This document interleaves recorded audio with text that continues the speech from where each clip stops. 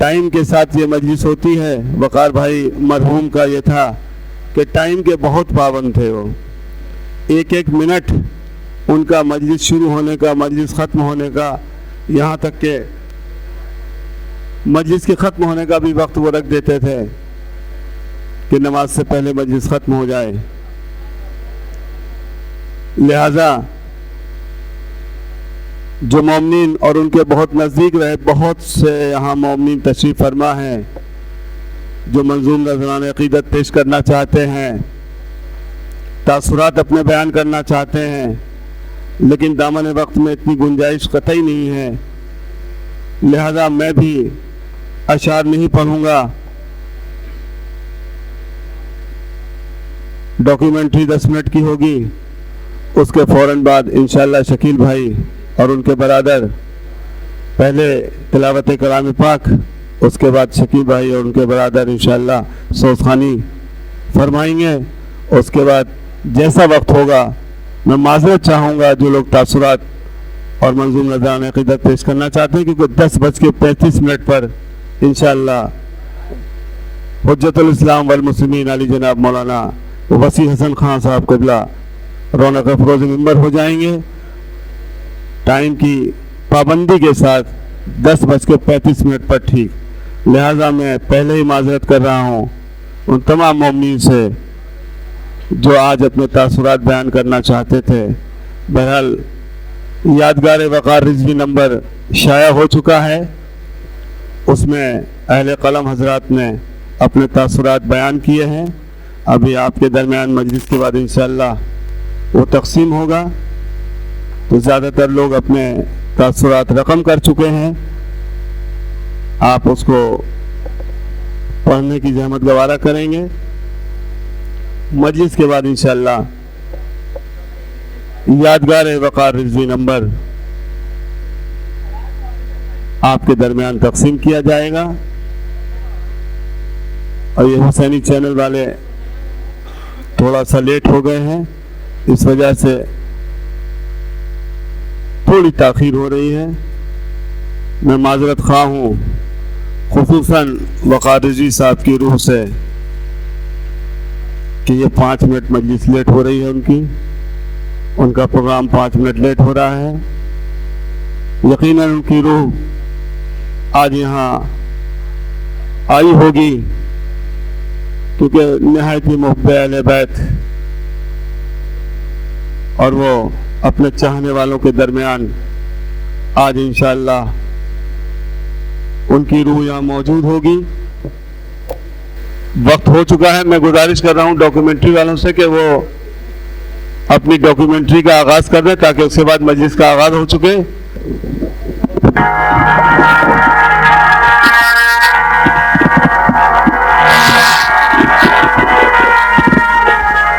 پیش خدمت ہے مفتی رضا کا مضمون وقار بھائی کی بامقاصد زندگی کے چند پہلو انہی کی آواز میں. خلقت دنیا سے لے کر تائی دم انسان کی حقیقت سے خود انسان نا واقف رہا. اس کے اندر کیا کچھ کر گزرنے کی صلاحیت پوشیدہ ہے وہ خود نہیں جانتا. اسی لیے حضرت علی علیہ السلام نے ارشاد فرمایا کہ اے انسان، کیا تو اپنے آپ کو ایک چھوٹا سا جرثومہ سمجھتا ہے حالانکہ تجھ میں پورا عالم پوشیدہ ہے.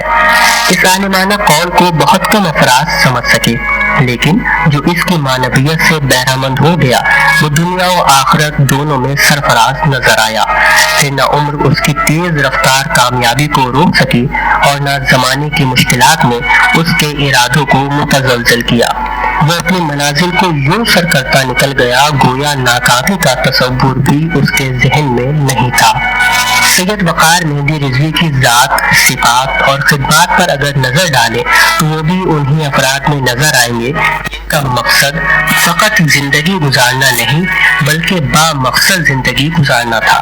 اور میرے خیال سے ان کے لیے یہ لکھا جانا زیادہ مناسب ہے کہ انہوں نے با مقاصد زندگی گزاری، کیونکہ ان کے پیش نظر کوئی ایک مقصد نہیں تھا بلکہ مذہبی بیداری سے لے کر ادبی خدمات تک اور سماجی فلاح و بہبود سے لے کر انسانی اقدار کی پاسداری تک تمام محاذ پر انہوں نے نمایاں کام انجام دیے.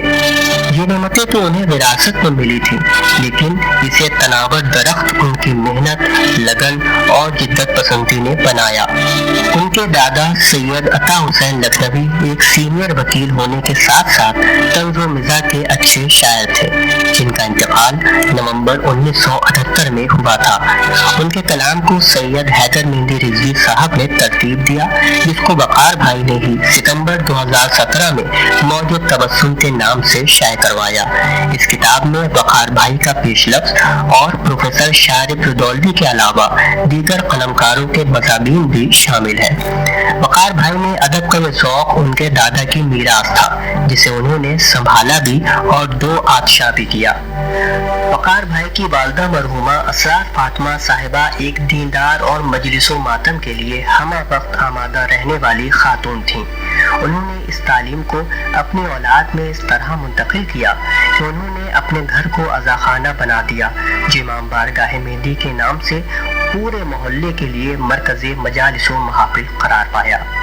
وقار بھائی میں مذہبی پروگرام کی للک ان کی والدہ مرحومہ کی تعلیم کا اثر ہے، لیکن انہوں نے اس فرض کو نبھانے میں بھی جدت سے کام لیا اور روایتی انداز سے ہٹ کر اس میں بھی کچھ تجربے کیے، جیسے مجلسوں میں خطیب کے بجائے دیگر اہل علم حضرات مثلاً ڈاکٹر اسد عباس صاحب نیورو فزیشین کو مجلس خوانی کے لیے مدعو کیا، تاکہ دنیا کے سامنے اسلام کی سائنسی فکر بھی نمایاں ہو سکے، یا پھر اسلام کی آئیڈیل پرسنالٹی کی یوم ولادت پر ٹریڈ فیئر یا ویمنس ڈے کا انعقاد کیا، تاکہ دوسروں کو اس حوالے سے بھی تعلیمات اہل بیت پہنچائی جا سکے۔ وقار بھائی کے والد سید منتظر مہندی صاحب سرکاری ملازم تھے، راست گوئی اور ایفائے عہد کے لیے مشہور، جس کا بھرپور عکس ان کے لائق فرزند یعنی وقار بھائی میں نظر آیا۔ یہاں اس کی تفصیل بیان کرنا میں اس لیے ضروری نہیں سمجھتا کہ جو وقار بھائی سے آشنا ہے وہ خود جانتے ہیں کہ ایفائے عہد کی وہ منفرد مثال تھے، اور جو ان سے واقف نہیں ہے وہ اس بات سے اندازہ لگا سکتے ہیں کہ انہوں نے جس کسی سے بھی کام لیا اس کی اجرت کبھی وقت پر نہیں دی، بلکہ ہمیشہ وقت سے پہلے دے دی۔ ان کی نیکیوں کا یہ سلسلہ شاید اتنی تیز رفتاری سے سفر طے نہیں کر پاتا اگر خدا نے انہیں نیک سیرت شریک حیات تقدیس فاطمہ صاحبہ نہ عطا کی ہوتی، جن کا ذکر اکثر وہ کرتے اور کہتے کہ جب میری ہمت پست ہونے لگتی ہے تو وہ میری طاقت بن جاتی ہے۔ وقار بھائی اپنے بھائی بہنوں سے بڑے تھے، اس لیے سبھی ان سے زیادہ قریب رہے۔ یہ ان کی الفت و محبت اور دعا ہی تھی کہ ہر محاذ پر وقار بھائی کو قابل تعریف کامیابی ملی۔ دسہری ہاؤس کی تنگلی کے گھر میں کشادہ فکر اور جدید ذہن لیے وقار بھائی 15 جنوری 1966 کو پیدا ہوئے۔ تعلیم کا آغاز بال شکشا نکیتن نصف کیسر باغ سے کیا۔ 6 درجے سے سینٹینیل کالج میں منتقل ہو گئے، لیکن ہائی اسکول کی پڑھائی کے لیے انہوں نے رام الدین انٹر کالج ڈالی گنج کو منتخب کیا۔ وہاں سے کامیابی کے بعد امین آباد انٹر کالج سے انٹر اور شیعہ ڈگری کالج سے بی کام کی سند حاصل کی۔ اس کے بعد ایم کام کانپور یونیورسٹی اور L L B Lucknow university سے کیا۔ انہوں نے جرنلزم کی پڑھائی بھی کی تھی، اور بہت کم لوگ یہ جانتے ہوں گے کہ انہوں نے پہلی ہی دفعہ میں IAS کا پری ایگزام بھی کوالیفائی کیا تھا۔ تنظیمی صلاحیت کا ہنر شروع سے ہی ان کے اندر موجود رہا، فقط ماضی قریب میں ہی انہوں نے کامیاب پروگرامز منعقد نہیں کیے، بلکہ اپنے دور شباب میں بھی وہ شیعہ ڈگری کالج کی کرکٹ ٹیم کے کیپٹن رہے اور کئی ٹورنامنٹ میں سرخ روئی حاصل کی۔ بچپن سے لے کر جوانی تک انہوں نے مختلف تعلیمی اداروں، گونا گو شخصیتوں اور ہر طرح کے نشیب و فراز کے ساتھ زندگی گزاری، اور یہی وجہ تھی کہ کم عمر سے ہی وہ نہایت تجربے کار رہے۔ اس تجربے نے ان کی زندگی کو بھی کامیاب بنایا اور معاشرے کے فروغ میں بھی مددگار ثابت ہوا۔ ایک بار میں نے ان سے سوال کیا تھا کہ آپ کامرس کی فیلڈ سے اخبار کی دنیا میں کیسے آ گئے، تو انہوں نے بتایا کہ میرا اخبار نکالنے کا کوئی ارادہ نہیں تھا، میں تو اس کے الف بے سے بھی واقف نہیں تھا۔ دراصل میرے ایک آشنا نے مجھ سے کہا کہ سوچنا وبھاگ کی طرف سے آتے جاتے رہتے ہو، ذرا ماہنامہ رسالے کی اشاعت کے اصول و ضوابط معلوم کر لینا۔ میں نے ماہنامہ کے علاوہ اخبار وغیرہ کی بھی معلومات حاصل کر لی اور ان صاحب کو مطلع کر دیا۔ کچھ دن گزر گئے، انہوں نے تو ماہنامہ رسالہ نہیں نکالا۔ میں نے سوچا کیوں نہ میں ہی ایک ہفتے وار اخبار نکال لوں، اور اس طرح میں اخبار کی دنیا میں داخل ہو گیا، جس کے لیے میں نے کوئی منصوبہ نہیں بنایا تھا۔ وقار بھائی نے ہفتے وار اخبار بدلتے دن سے اپنی صحافتی زندگی کا آغاز کیا تھا۔ کچھ عرصے بعد روزنامہ اودھ نامہ 1 جولائی 2001 میں منظر عام پر آیا۔ اس کا ہندی شمارہ 17 اگست 2007 میں شائع ہوا تھا۔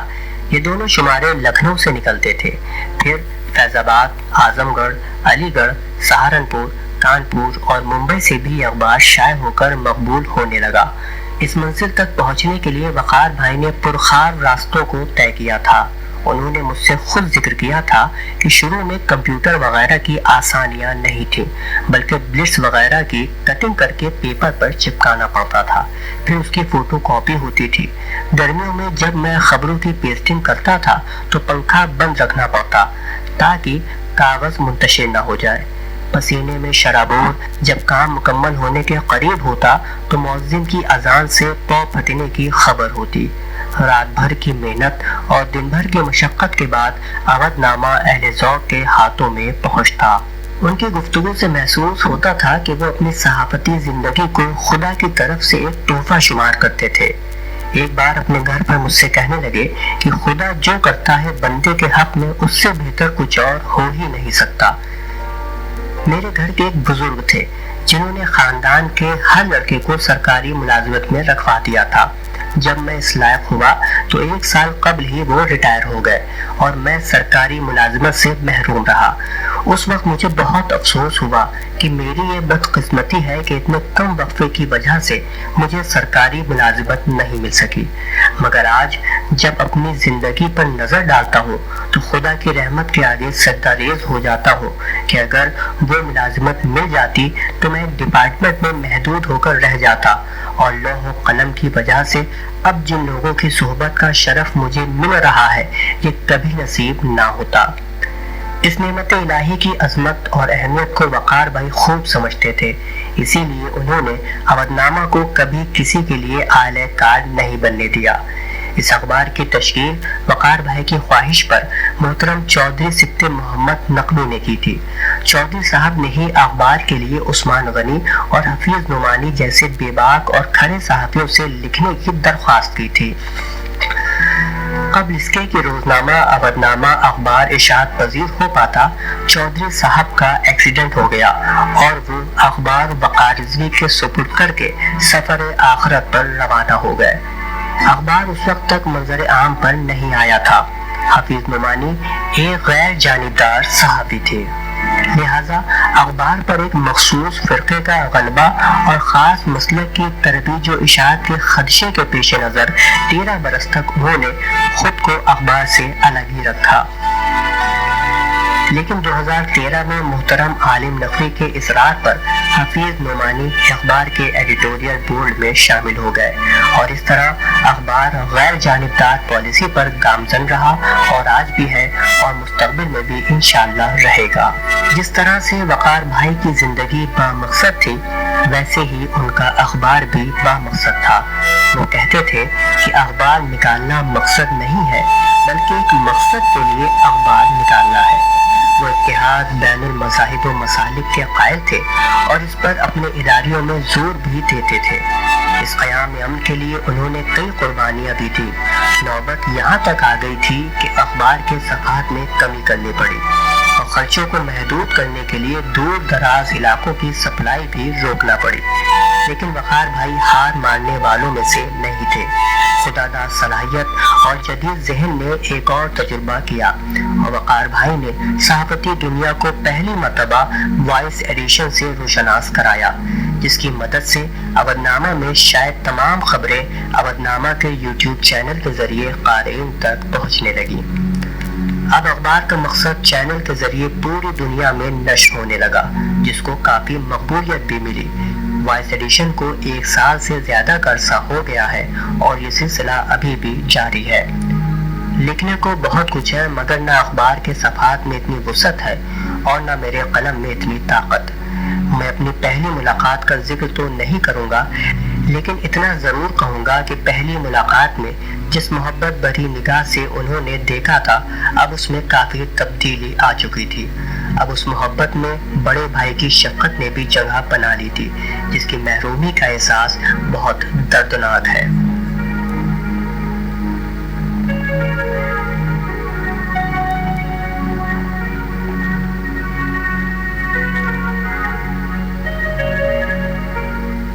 جیسا میں نے آپ کی خدمت میں پہلے بھی عرض کیا تھا، میں معذرت خواہ ہوں کہ اب بالکل وقت نہیں، صرف میرے پاس 20 منٹ کا وقت ہے، بلکہ 19 منٹ کا وقت ہے۔ مولانا انشاءاللہ 10:35 پر رونق فروز ممبر ہو جائیں گے، لہٰذا یہ وقار رضوی مرحوم کے چہلم کے ایصال ثواب کے لیے چہلم کے عنوان سے اس مجلس کا انعقاد کیا گیا ہے۔ آن لائن یہ مجلس حسینی چینل پر نشر ہو رہی ہے، اور میں بنا کسی تمہید کے آج کی اس مجلس کے آغاز کے لیے گزارش کر رہا ہوں قاری محمد عباس صاحب قبلہ کی خدمت میں کہ وہ تشریف لائیں اور تلاوت کلام پاک سے آج کی اس مجلس کا آغاز کرنے کی زحمت گوارا کریں۔ ایک مرتبہ بآواز بلند نعرہ صلوات ارشاد فرمائیں۔ وَلِلَّهِ مُلْكُ السَّمَاوَاتِ وَالْأَرْضِ وَاللَّهُ عَلَى كُلِّ شَيْءٍ قَدِيرٌ۔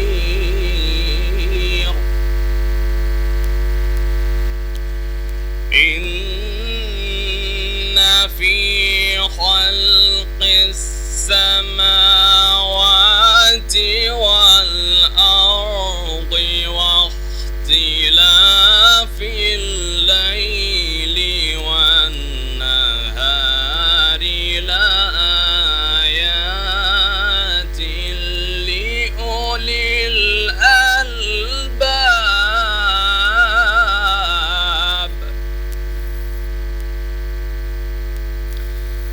الَّذِينَ يَذْكُرُونَ اللَّهَ قِيَامًا وَقُعُودًا وَعَلَى جُنُوبِهِمْ وَيَتَفَكَّرُونَ فِي خَلْقِ السَّمَاوَاتِ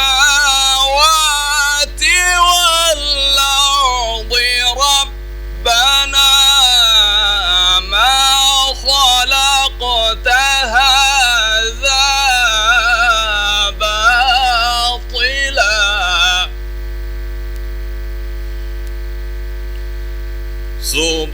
سُبْحَانَكَ فَقِنَا عَذَابَ النَّارِ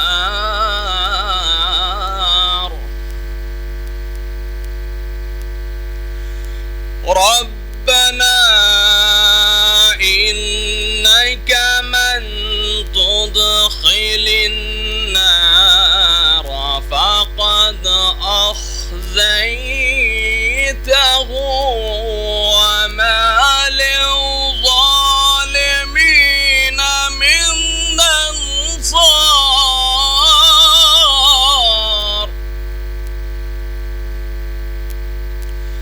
رَبَّنَا إِنَّنَا سَمِعْنَا مُنَادِيًا يُنَادِي لِلْإِيمَانِ أَنْ آمِنُوا بِرَبِّكُمْ فَآمَنَّا رَبَّنَا فَاغْفِرْ لَنَا ذُنُوبَنَا وَكَفِّرْ عَنَّا سَيِّئَاتِنَا وَتَوَفَّنَا مَعَ الْأَبْرَارِ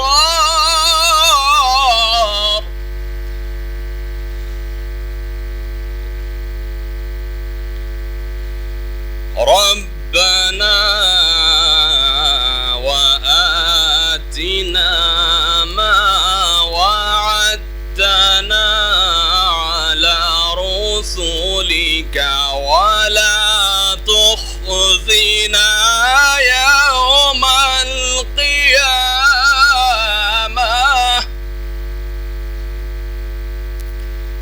إنك لا تخلف الميعاد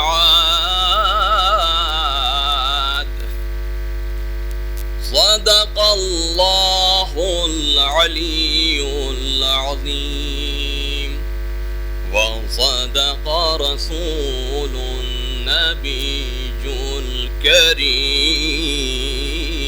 صلى الله عليه محمد وعلى عزیزان محترم، کتنی تیزی سے وقت گزر گیا. ابھی ہاسپٹل میں ایڈمٹ تھے، 1 مہینہ ایڈمٹ رہنے کے بعد انتقال فرما گئے. سویم 10واں 20واں اور آج چہلم بھی آ گیا بنا کسی تمہید کے، کیونکہ میرے پاس وقت میں قطعی گنجائش نہیں ہے. میں گزارش کر رہا ہوں برادران شکیل صاحب اور ان کے برادر سے کہ تشریف لائیں اور سوزخانی کے فرائض انجام دینے کی زحمت گوارا کریں. آپ حضرات سے گزارش ہے بآواز بلند نعرے صلوات ارشاد فرمائیں.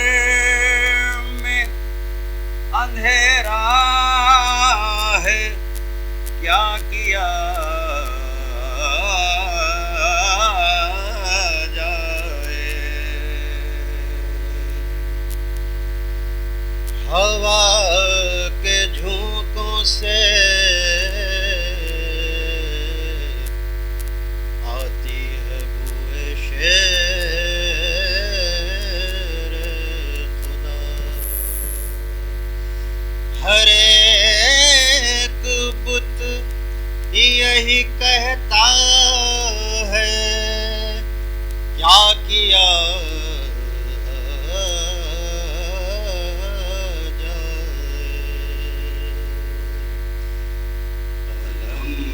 لب پہ یہ جملہ ہے کیا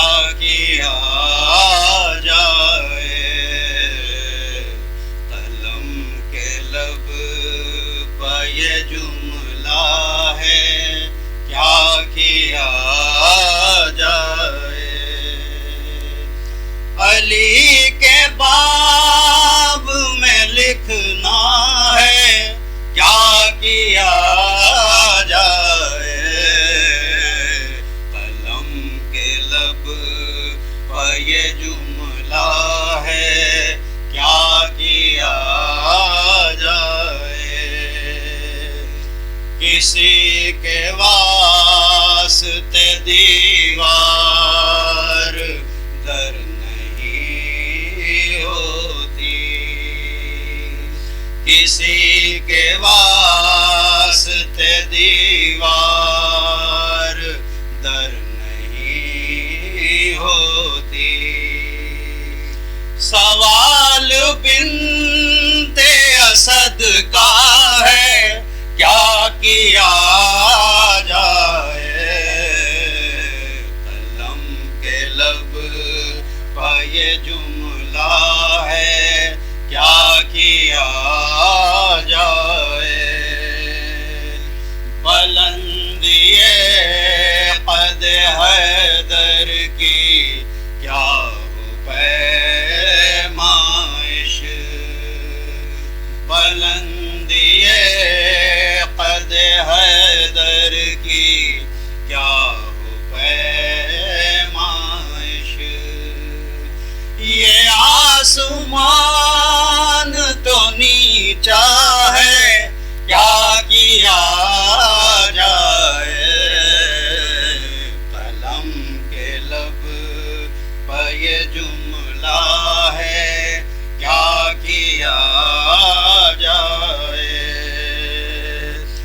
کہاں علی کے فضائل، کہاں یہ طائر فکر، کہاں علی کے فضائل، کہاں یہ طائر فکر، بغیر پر کا پرندہ ہے کیا کیا جائے، قلم کے لب پہ یہ جملہ ہے کیا کیا جائے، بہت عمیق ہے بحر فضائل اور مجھے، بہت عمیق ہے بحر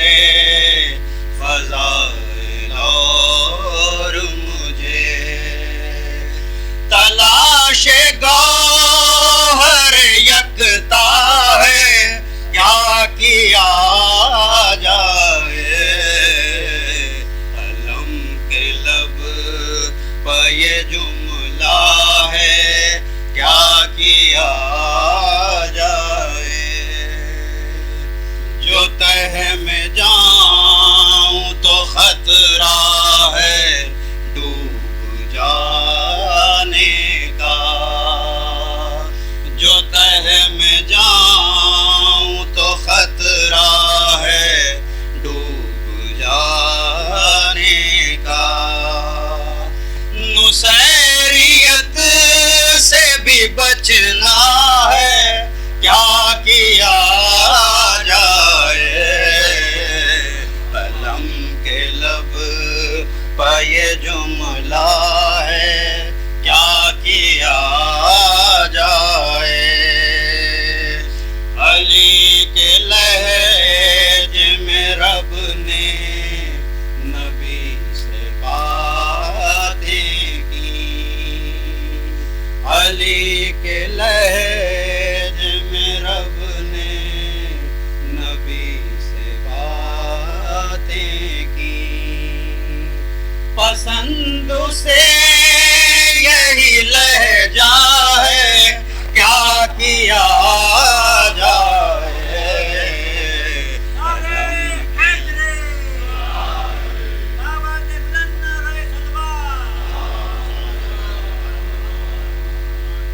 علی کے لہج میں رب نے نبی سے باتیں کی، علی کے لہج میں رب نے نبی سے باتیں کی، پسند سے یہی لہجہ ہے کیا جائے، قلم کے لب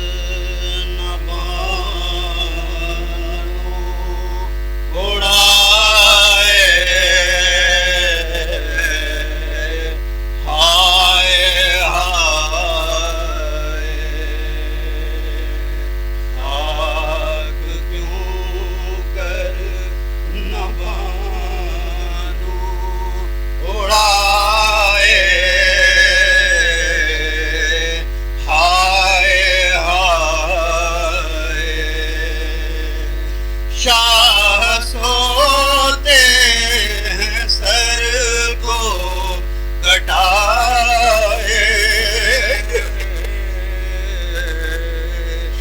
ہائے ہائے سر پبانوں کے وارث نہیں ہیں، مر گئے سب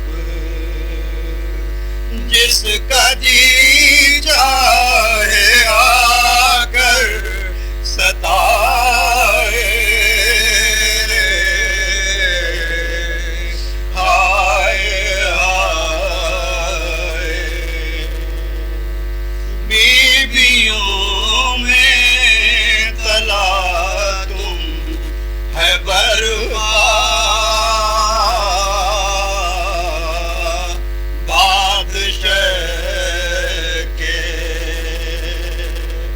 جب لئیوں نے خیمے جلائے،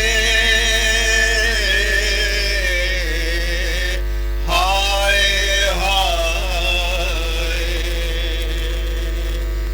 مانگ میں بھر دو سندل کے بدلے،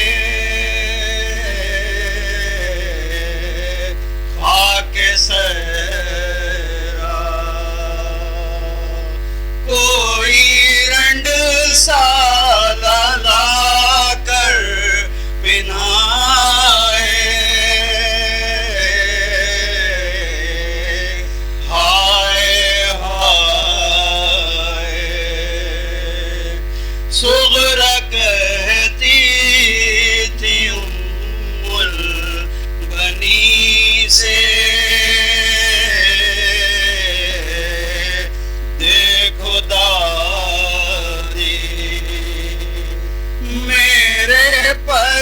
پردیسی واپس نہ آئے، ہائے ہائے خاک کیوں کر نہ بانو اڑائے،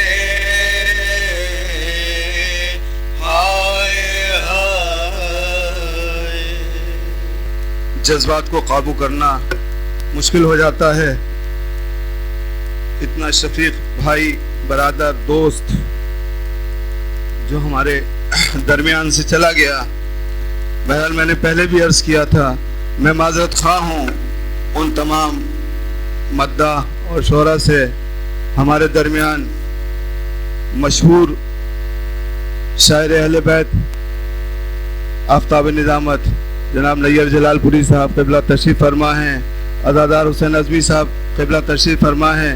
میں ان تمام حضرات کی بارگاہ میں دست ادب جوڑ کے معذرت خواہ ہوں کہ دامن وقت میں اتنی گنجائش نہیں ہے. مجھ کو جو حکم ہوا ہے اس کی تعمیل کے لیے بالکل گنجائش نہیں ہے.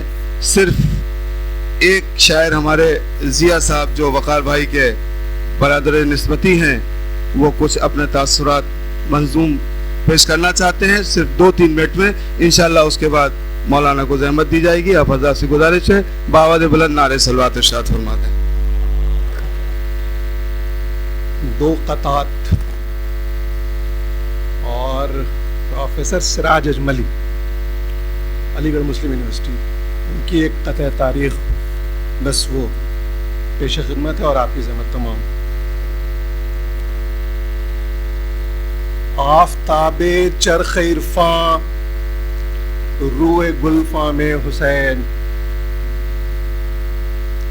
آفتاب چرخ عرفاں روئے گلفاں میں حسین، سینے معبود کی آواز پیغام حسین، سینے معبود کی آواز پیغام حسین. جھوم اٹھے سازے محبت پر بنے موئے وجود، جھوم اٹھے سازے محبت پر بنے موئے وجود. آ گیا شاید زبان عشق پر نام حسین، آ گیا شاید زبان عشق پر نام حسین. جوش ملی آبادی کا ایک اور قطعہ پیش خدمت ہے. کچھ پھول سے تا دور کھلے جاتے ہیں، کچھ پھول سے تا دور کھلے جاتے ہیں، ارے کچھ سرخ قلم سے ہے کہ لہراتے ہیں. فرق آدم پہ تاج رکھنے سرے حشر، ہٹ جاؤ فرشتوں کہ حسین آتے ہیں، ہٹ جاؤ فرشتوں کہ حسین آتے ہیں. سراج صاحب، ظاہر ہے کہ وقار بھائی کا حلقہ احباب کافی وسیع تھا بلا شبہ، جس کا دائرہ کافی دور دور تک پھیلا ہوا تھا. تو علی گڑھ میں بھی ان کے کافی چاہنے والے ہیں. اسی میں ایک سراج اجملی صاحب، جو میری خوش قسمتی ہے کہ میرے بھی دوست ہیں، تو انہی کا ایک خاندان وقار رضوی پر، خاندان وقار رضوی پر کیسی افتاد میرے ربائی، خاندان وقار رضوی پر کیسی افتاد میرے ربائی. ایک پل میں بکھر گیا سب کچھ، غم کا عالم عجیب طاری ہے. خاندان وقار رضوی پر کیسی افتاد میرے ربائی، ایک پل میں بکھر گیا سب کچھ، غم کا عالم عجیب طاری ہے. سایہ والدہ کو اٹھے ہوئے ایک برس بھی گزر نہیں پایا، سایہ والدہ کو اٹھے ہوئے ایک برس بھی گزر نہیں پایا. اور اس گھر میں آج دیکھو ذرا اربعین وقار رضوی ہے. وہ کہ جو مسکراتا رہتا تھا سب کو ڈھارس بندھاتا رہتا تھا، وہ کہ جو مسکراتا رہتا تھا سب کو ڈھارس بندھاتا رہتا تھا. آج اس کے ہی سوگ میں ہر ایک محو ماتم ہے، محو زاری ہے. آج اس کے ہی سوگ میں ہر ایک محو ماتم ہے، محو زاری ہے. اس کی خدمات، اس کی یادیں اور اس کی رحلت کے سلسلے کا ذکر، اس کے خدمات، اس کی یادیں اور اس کی رحلت کے سلسلے کا ذکر ہر زباں پر بسد مہن دیکھو کیسی افسردگی ستاری ہے. ہر زباں پر بسد مہن دیکھو کیسی افسردگی ستاری ہے. جس اودھ نامے کے شمارے خاص، جس اودھ نامے کے شمارے خاص اس نے 100 مرتبہ کیے شائع، جس اودھ نامے کے شمارے خاص اس نے 100 مرتبہ کیے شائع. اس اودھ نامے ہی میں اس کے لیے سلسلہ تعزیت کا جاری ہے. آخری شعر ہے جس سے ثانی سے تاریخ وفات بھی ہے کہ جس کی ایک ایک سطر سے روشن اس کا اخلاص ہے بلا شبہ، جس کی ایک ایک سطر سے روشن اس کا اخلاص ہے بلا شبہ. یہ اودھ نامہ روز نامہ وہ یادگار وقار رضوی ہے. اسی مصرعے سے سن 2021 کی تاریخ.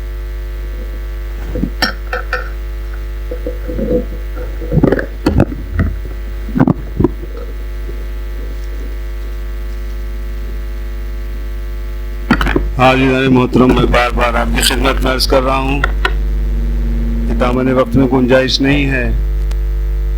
اور وقار رضوی صاحب وقت کے بہت پابند ہوا کرتے تھے، بہت کچھ مجھے بھی کہنا تھا، لیکن دامن وقت میں گنجائش نہ ہونے کی وجہ سے میں ان ساری باتوں کو چھوڑ کر بس صرف اتنا عرض کرنا چاہتا ہوں کہ میں آج معذرت خواہ ہوں، خصوصاً मोहतरम जनाब वकार जी साहब की रूह से कि उन्होंने मुझे वसीयत की थी कि आप मेरी तदफीन 4 घंटे के अंदर कर दीजिएगा, लेकिन किन्हीं वजूहात की बिना पर मैं उनकी उस वसीयत को वक्त के मुताबिक नहीं कर पाया। तकरीबन कुछ 2-3 घंटे 2-2.5 घंटे लेट हो गया, माजरत ख़्वाह हूँ। और आज मजलिस भी उनकी 7-8 मिनट 10 मिनट तकरीबन लेट हो गई। मैं फिर माजरत ख़्वाह हूँ वकार जी साहब की रूह से कि माफ़ फरमाएंगे। और ये वकार जी साहब की अहलिया के मामू जनाब जलाल हैदर फैज़ाबादी साहब, उनके 4-6 मिसरे हैं, वो आपकी खिदमत में अर्ज़ करके इंशाअल्लाह मौलाना को ज़हमत होगी दुरूद पढ़ दें एक बार मोहम्मद वाले मोहम्मद पर। कहते शाह के गमखार का जब कब्र बिछोना होगा, शाह के गमखार का जब कब्र बिछोना होगा, चाहने वालों को किस बात पे रोना होगा, चाहने वालों को किस बात पे रोना होगा। नूर अहमद व अली फातिमा शब्बर सरवर, साये चादर ततहीर में सोना होगा। ये मरहूम के लिए, उनके इसाले सवाब के लिए। साये चादर ततहीर में सोना होगा, सीम ज़र खाक है किरदार अमल जिंदा है, जुल्म नफरत न तकब्बुर है वही बंदा है। दौलत इंसान को हैवान बना देती है, दौलत इंसान को हैवान बना देती है। इल्म है सब्र है तकवा है जो ताबिंदा है, इल्म है सब्र है तकवा है जो ताबिंदा है। वकार बख्शा है तूने रहे सहाफत को, वकार बख्शा है तूने रहे सहाफत को। सलाम करती है दुनिया तेरी रियाजत को, सलाम करती है दुनिया तेरी रियाजत को। थी साफ गोई सदाकत अदब शराफत भी, थी साफ गोई सदाकत अदब शराफत भी। बहुत संभाल के रखा था इस अमानत को, बहुत संभाल के रखा था इस अमानत को। लेकिन इस अमानत की ज़रूरत बारगाह इलाही में ज़्यादा थी, लिहाजा इस अमानत को परवरदिगार ने अपने पास वापस बुला लिया। अब मैं इन्हीं अशार के साथ निहायत अदब एहतराम से गोशगुजार हूँ हुज्जतुल इस्लाम वल मुस्लिमीन अली जनाब मौलाना वसी हसन खान साहब क़िबला की खिदमत में कि वो तशरीफ़ लाएँ और रौनक अफरोज़ मिंबर हूँ। आप हज़रात से गुजारिश है बावज़ बुलंद नारे सलवात फातिहा।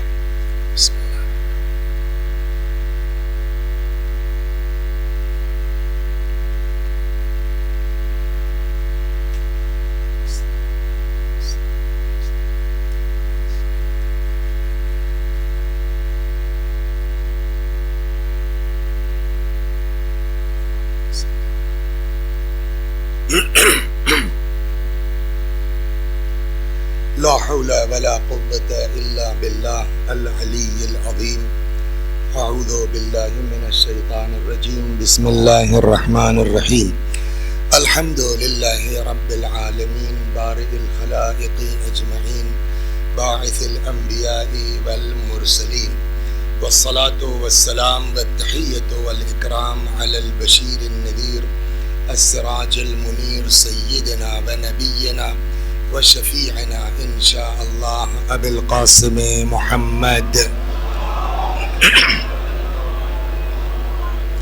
اللهم صل عليه وعلى أهل بيته مظاهر جلالك وجمالك واللعن على أعدائهم الشاكين فيهم المنحرفين عنهم أجمعين.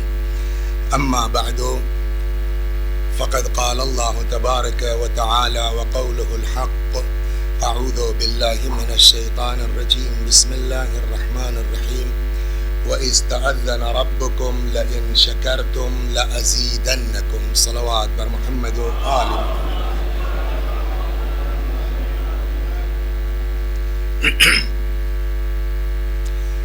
آپ حضرات سے گزارش ہے ایک بار سورہ حمد اور سورہ توحید کی تلاوت فرما کے مرحوم وقار مہندی صاحب کے روح کو ایصال ثواب کر دیجیے. بسم اللہ.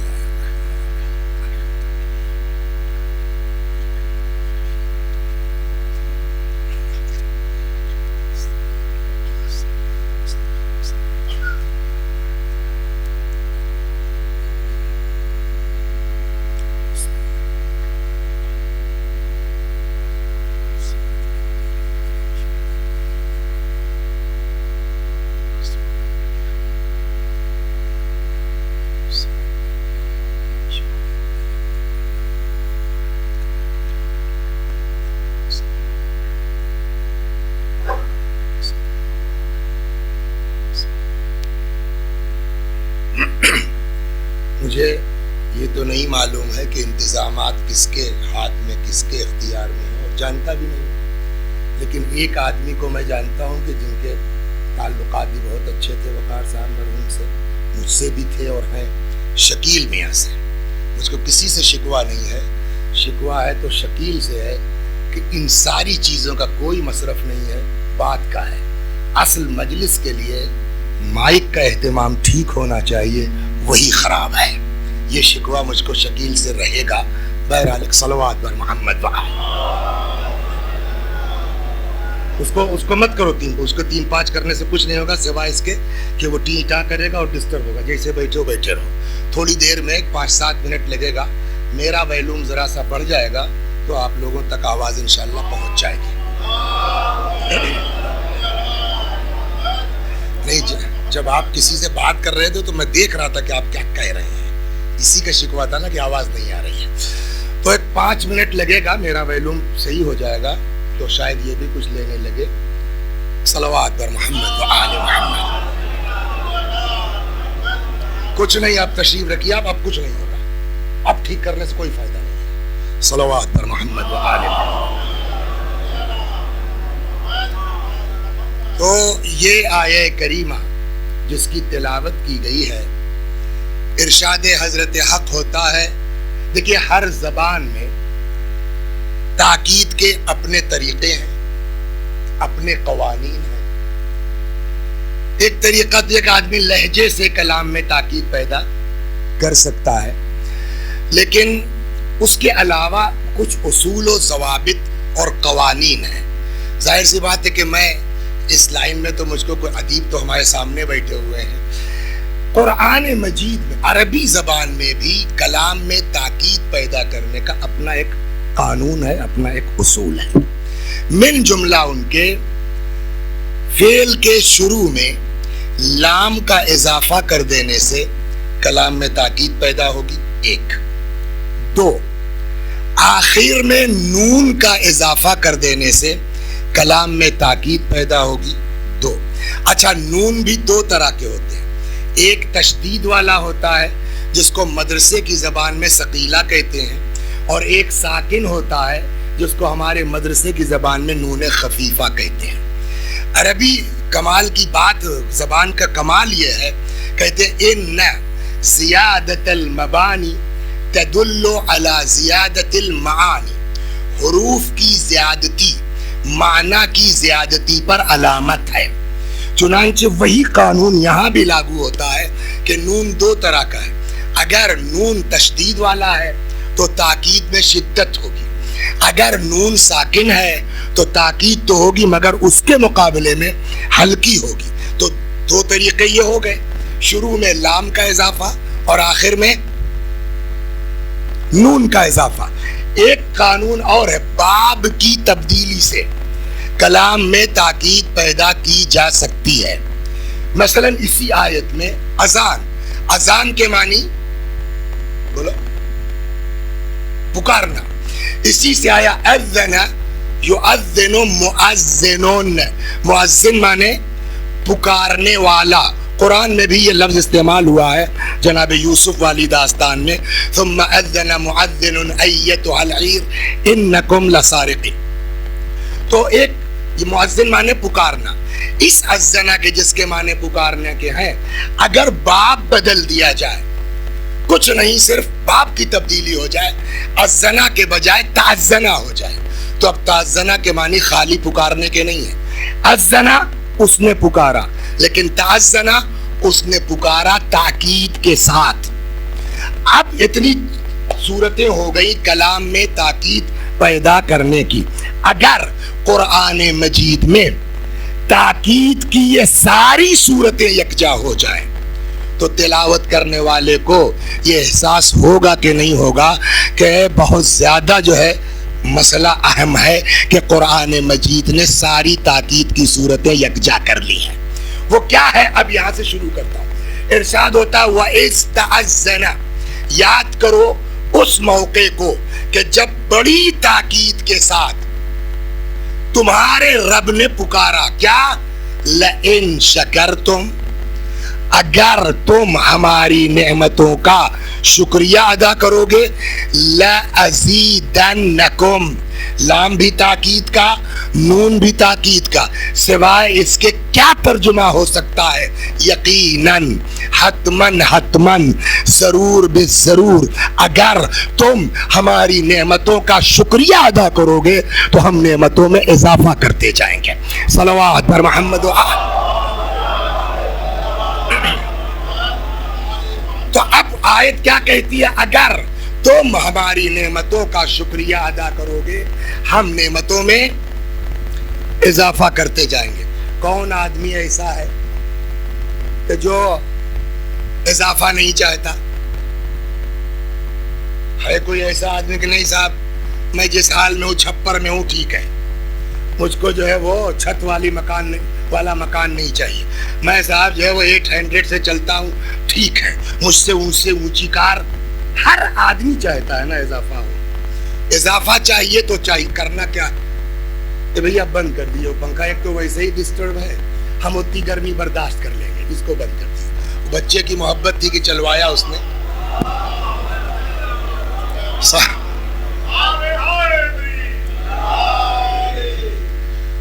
ایک اور صلوات پر محمد و آل۔ تو کون ایسا آدمی ہے دنیا میں حارث کہ جو اضافہ نہیں چاہتا؟ سب کو شوق ہے۔ اب اضافے کے لیے کیا کرنا ہوگا کہ اللہ نے نسخہ دیا ہے، یہ کسی حدیث کی بات نہیں ہے، روایت کی بات نہیں ہے، کسی حکیم کی بات نہیں ہے۔ اللہ فرماتا ہے ایک کام کرو اضافہ ہوتا جائے گا۔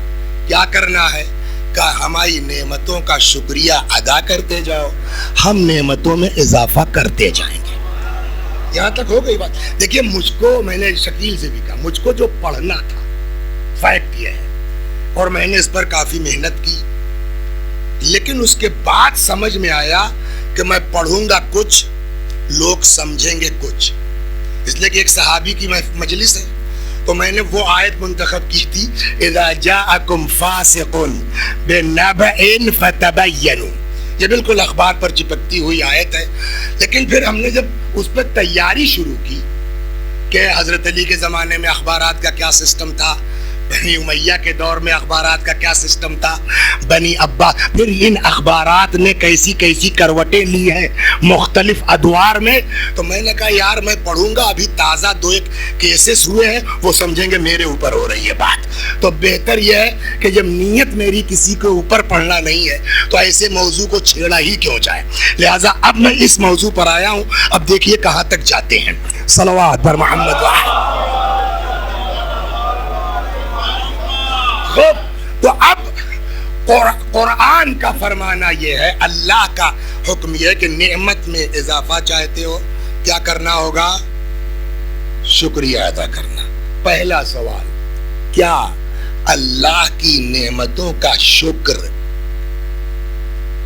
ممکن ہے؟ پہلا سوال یہ ہے۔ اور اگر ممکن نہیں ہے تو اب دوسرا سوال، کیا ناممکن چیز کا حکم خدا دے سکتا ہے؟ یہ گفتگو کا عنوان ہوگا، کہاں تک جاتی ہے بات۔ صلوات بر محمد و آل۔ تو پہلی تو یہ بات کہ کیا اللہ کی نعمتوں کا شکر ممکن ہے؟ ہمارے یہاں مدرسہ نازمیہ میں ششم میں پڑھائی جاتی تھی، اب آپ کے یہاں سلطانیہ میں کس کلاس میں تھی گلستہ نہیں معلوم مجھ کو، شاید ایسے ہی کچھ رہا ہوگا، ششم میں ہی تھی۔ تو اس میں نہیں بھائی آپ بہت بلند ہیں، ہم لوگ کہاں پرائمری کے ٹیچر، کہاں لکھنؤ یونیورسٹی کا پروفیسر، کوئی تقابل ہے سر؟ صلوات پر محمد۔ تو شیخ سعدی نے، اگرچہ مقدمہ نہیں پڑھایا جاتا تھا، نہ ہمارے یہاں تھا نہ آپ کے یہاں تھا، باب اول پڑھایا جاتا تھا، لیکن بعد میں جب تھوڑا بڑے ہوئے اور خود پڑھنے لائق ہوئے تو مقدمہ بھی پڑھا۔ شیخ سعدی نے گلستہ کے مقدمے میں پہلی سطر، ڈاکٹر صاحب یہیں سے آغاز ہوتا ہے گلستہ کا، الہی پالنے والے کیسے میں تیرا شکر ادا کروں، بات یہاں سے شروع ہوتی ہے۔ ہر نفسی کے درون ید ممد حیات است و هر نفسی که برون ید مفرح ذات. پس در هر نفسی دو نعمتی و بر ہر نعمتی شکری واجب. ہر وہ سانس اللہ انتظام کرتا ہے نا. سر اگر سانس اندر جائے اور حبس ہو جائے باہر نہ آئے تو موت ہے نا. تو سانس کا اندر جانا خود زندگی میں اضافے کا سبب ہے. جا کے رک جائے باہر نہ آئے تب بھی موت ہے. تو سانس کا اندر جانا یہ بھی نعمت اور سانس کا باہر آنا یہ بھی ایک نعمت.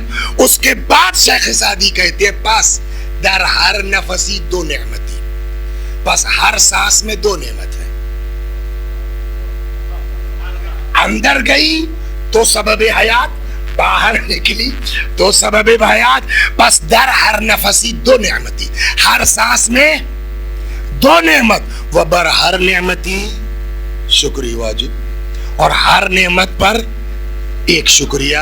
تو اب جو سانس اندر گئی شکر ادا کرو اللہ کا کہ زندگی بڑھی.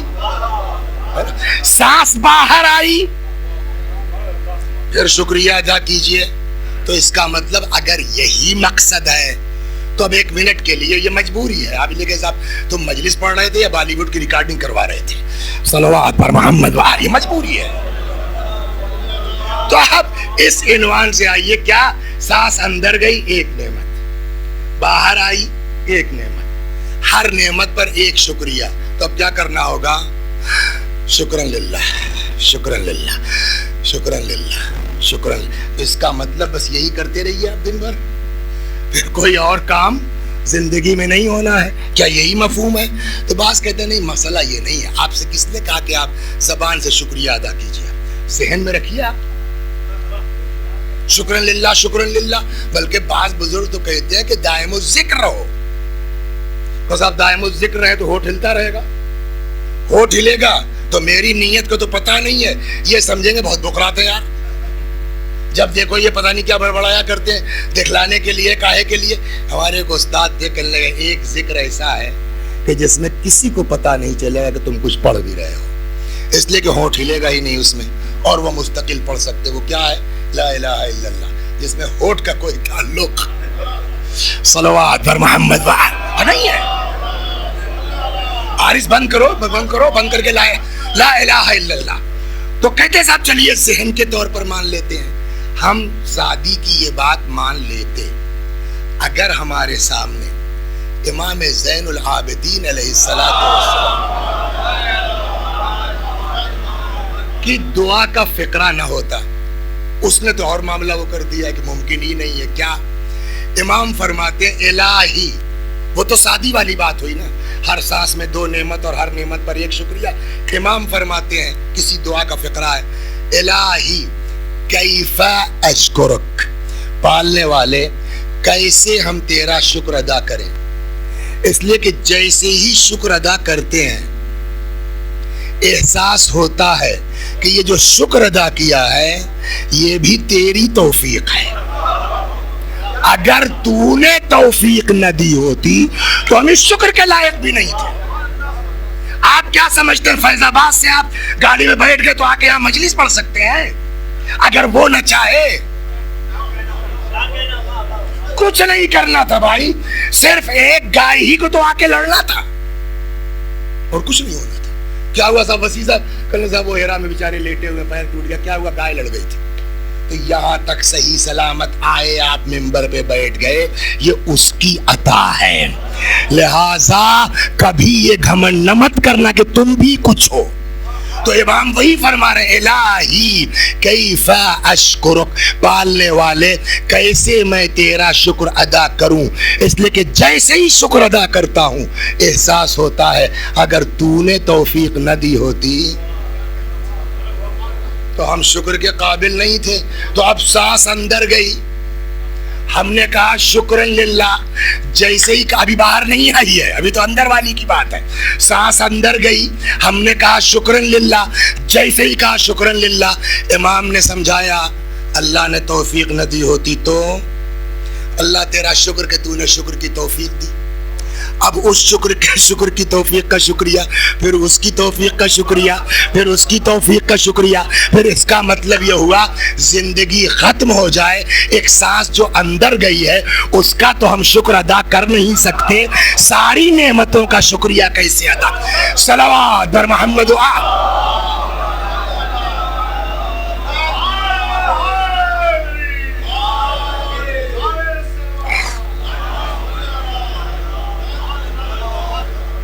ہم اس لائن کے آدمی نہیں ہیں، مجھ کو کچھ معلوم نہیں ہے. ہم لوگوں کے یہاں عقائد میں ایک کتاب پڑھائی جاتی ہے، اتفاق سے میرے ہی پاس ہے، اس کا نام ہے شرح باب ہادی عشر. ہادی عشر کے کسی حاشیے کے اوپر آدمی کو اگر پڑھانا ہے تو ادھر ادھر کنجی بھی تو دیکھے گا نا. تو کہیں حاشیے پر ایسی نعمت الہی پر کسی نے بحث کی تھی تو وہ فرماتے ہیں واللہ عالم کتنا صحیح ہے، میں گڑھ کے تو کہہ نہیں رہا ہوں کہ ایک ڈاکٹر صاحب تائید کر سکتے ہیں، ایک جسم انسانی میں صرف انسان کے اپنے جسم کے اندر 16,000 نعمتیں پائی جاتی ہیں. ایک یہ تو موٹی موٹی سامنے کی آنکھ، اس سے پوچھئے جو اندھا ہے، اس سے پوچھئے جو گونگا ہے کہ زبان کتنی بڑی نعمت ہے، اس سے پوچھئے جو بہرا ہے کہ سماعت کتنی بڑی نعمت ہے. اس طرح سے کل ملا کے کہتے ہیں 16,000 نعمتیں ایک جسم انسانی میں ہیں. خود قرآن کہتا ہے وَإِن تَعُدُّوا نِعْمَةَ اللَّهِ لَا تُحْصُوهَا، اگر اللہ کی نعمتوں کو گننا چاہو تو اس کا شمار. تو جو انسان ایک سانس کا شکریہ ادا نہیں کر سکتا وہ اللہ کی انگنت نعمتوں کا کہاں سے شکریہ ادا کرے گا؟ تو ایک بات طے ہوئی نا کہ شکر ادا. ہم ایک مثال اور دے دیں آپ کو، صلوات پر محمد. ایک چھوٹی سی مثال دیکھیے، علاقائی تعصب بہت سو کے اندر ہوتا ہے. اچھا کوئی علاقہ ایسا نہیں، حتیٰ لکھنؤ، کہ جہاں کے لوگ بمبئی میں نہ رہتے ہوں. سنا نہیں سنا؟ ہمارے علاقے کے بھی لوگ بمبئی میں ہیں، تو ان سو اتنے زیادہ ہے کہ سبوں نے انجمن بنا رکھی ہے. تو ایک دن وہاں سے فون آیا کہ ہمیں تم ہر جگہ جاتے ہو تو ہماری انجمن کا بھی اشرا پڑھ دو ایک آ کر کے. ہم نے کہا ٹھیک ہے. تو انہوں نے صاحب فیض آباد سے ساکیت ایک چلتی ہے ٹرین، سلیپر کلاس کا ٹکٹ کروایا، پہنچ گئے. تو وہ جہاں مجلس ہے، وہ جو گوئنڈی میں 41 نمبر ہے، شاید جانتے ہو، اس کے چوتھے منزلے پر وہ ایک کمرہ بنا رکھا ہے مولویوں کے لیے. آپ مئی جون سوچئے، بمبئی کی گرمی سوچئے، اسی میں قیام بھی ہے مولانا صاحب کا. اب صاحب جو مجلس میں بیٹھے تو سامنے ایک آدمی بیٹھا ہوا ہے، وہ ہمیں گھور کے دیکھ رہا ہے. ہم پہچان نہیں پا رہے، یار یہ آدمی کہیں دیکھا ہے، کہیں دیکھا ہے، یہ کون ہے، یہ کون ہے، نہیں سمجھ میں آیا. بہرحال مجلس تمام ہو گئی. اوپر پہنچے تو وہ بھی پہنچ گئے، اور میں وسیع حسن جی پہچانا نہیں کیا؟ میں نے کہا معاف فرمائیے گا. اب میں تو فرمائیے اور میں یہ کر رہا ہوں جی آپ کو ہمیں یار عجیب آدمی، یار تم نے ابھی تک نہیں پہچانا، اور تپ رہے ہیں اندر سے. ایسا سر ہوتا ہے کہ نہیں ہوتا ہے؟ ہمیں پہچانا نہیں، میں فلاں ہوں. آئے تب ہوش آیا. کیا؟ جس زمانے میں ہم مدرسہ نازمیہ میں پڑھ رہے تھے، ہمارے بغل کے گاؤں کا وہ لڑکا تھا، میڈیکل کالج سے MBBS کر رہا تھا. ہم مدرسے میں رہتے تھے، وہ اپنا کہیں ہاسٹل واسٹل میں رہتا تھا. بیچ میں درمیان میں یاور مرحوم کا ہوٹل یاد ہوگا آپ کو، وہاں پر جو وہ سب بھی آتے تھے، نظمیہ والے بھی آتے تھے. تو اب وہ بیٹھا ہوا ہے اس کرسی پر، ہم اس کرسی پر. ہمارے اس کے گاؤں کا رشتہ یہ جو دیہاتی ہے ان کو سمجھ میں آئے گا، 300 سال پرانا اختلاف زمینداری کا ہے بارڈر کو لے کر کے، اس کے گاؤں کا ہمارے گاؤں کا. تو صاحب نہ وہ گاؤں والے ہم لوگوں سے کوئی رابطہ رکھنے چاہتے، نہ ہمارے گاؤں والے ان سے. تو وہ اپنے گاؤں سے پریشان، ہم اپنے گاؤں سے پریشان. وہ ہم کو دیکھ رہا، ہم اس کو دیکھ رہے ہیں. اپنے گاؤں کی دہشت میں نہ میں اس کے پاس جا رہا ہوں، اپنے گاؤں کی دہشت میں وہ مجھ سے ملتے ڈر رہا ہے. لیکن ہم نے تو ہمت نہیں کی. 2-4 دن کے بعد وہ اپنی میز سے اٹھا آ گیا، کہنے لگے ہمیں وہ سب اپنی قبر میں اپنا حساب دیں گے. سمجھے پرانا 300 سال کا جھگڑا ہم لوگ کیوں ڈھوئیں. وہ صاحب دوستی ہو گئی. 4-5 سال کے بعد MBBS مکمل ہوا، وہ لندن چلے گئے، ہم بھی صاحب ایران چلے گئے. وہاں سے صاحب وہ MS ہو کر کے آئے بمبئی میں کسی بڑھیا ہاسپٹل میں، زبردست سرجن ہو گئے ہارٹ کے. 3 لاکھ روپے ڈیلی کے تو کہیں گئے نہیں ہیں. وسیع حسن صاحب بھی کچھ دنوں کے بعد پلٹ کے آئے, وسیقہ اسکول میں پرائمری کے ٹیچر ہو گئے. 15-20 سال گزر گیا. اب جو مجلس میں ملاقات ہوئی, ارے ڈاکٹر صاحب آپ یہاں کہاں رکے؟ ہم نے کہا یہیں رکے ہیں. کہنے میں اس میں تو جیل جاؤ گے. کیا کریں بھائی, گاؤں کی بات ہے, نقشے بازی تو کر نہیں سکتے. آدمی دنیا کے ساتھ نقشے بازی کر سکتا ہے, اپنے گھر خاندان میں اگر کرو گے تو دنیا بھی جائے گی, آخرت بھی جائے گی. حدیث کے بنیاد پہ کہہ رہا ہوں. صلوات بر محمد و آل. کہنے لگے تو ایک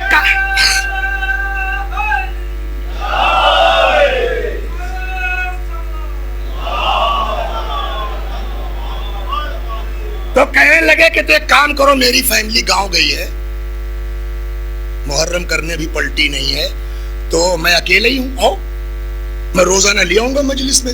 اب چلے گئے صاحب. 10 دن ڈاکٹر صاحب نے رکھا. بہترین ہی بغل میں ایرانی ہوٹل تھا, سمجھے, وہاں سے بہترین چلو کباب یہ سب بڑھیا بڑھیا آ رہا ہے روز. جاؤ گے کب؟ ہم نے فلاں کاہے سے؟ میں نے کہا جو سلیپر میں. ہاں کہ چھوڑا یار, واپس کر دو ان کو. وہ گئے, فلائٹ کا ٹکٹ لے آئے, بیچارے ایئرپورٹ تک آئے. یہ معمولی احسان ہے سر. کل نہیں بتاؤ گاؤں کب جاؤ گے؟ میں نے کہا یوں ایسے 8 ربیع الاول کو جو ہے وہ بڑا گاؤں, پھر 9ویں کو پہنچ جائیں گے گھر انشاءاللہ شام تک. کل یار تو پاپا کا فون آیا تھا, وہ کسی بچے کی فیس جمع ہونی تھی 50,000 کی, یہ رکھ لو ذرا, دے دینا گھر جانا. میں نے ٹھیک ہے, رکھ لیا. فون کر دیا کہ وسیع حسن سے بھیج دیا, وہ آپ کو دے دیں گے, کہیے گا میں تو شریف آدمی ہے. اب وہ کہنے کو شریف آدمی ہے, گئے صاحب, نمی ہو گئی, 12ویں ہو گئی ہے, وہ سب ہو گیا. اب ابا بیچارے آج اور کل اور پرسوں انتظار ہو رہا ہے, 2 مہینہ 4 مہینہ 8 مہینہ, پھر محرم آ گیا. سارے پردیسی آتے ہیں, ڈاکٹر صاحب بھی آ گئے. اب اپنے ابا کو سلام کر رہے ہیں, وہ جواب ہی نہیں دے رہے. اب وہ اما سے کیا بات ہے, کیا بات, کیا سنا 3 لاکھ روپیہ روز کماتے ہو اور تمہارے باپ نے اس کے لیے بیچارے 50,000 مانگ بھیجا تو تھا, کس سے بھیجا؟ مولانا سے. یہ بتاؤ وہ خاندان والے ایک بھی کام ان کا ڈھنگ کا ہے؟ پرانی ذہن میں رکھیے گا, ایسے ہی جواب ہوتا ہے. بھیا اپنی زبان پر قابو رکھیے, اپنے الفاظ پر قابو رکھیے. امام صادق علیہ السلام فرماتے ہیں, سمجھے آپ, شیعہ کچھ بھی کر سکتا ہے, نہ کسی کی غیبت کر سکتا ہے, نہ گالی بک سکتا ہے.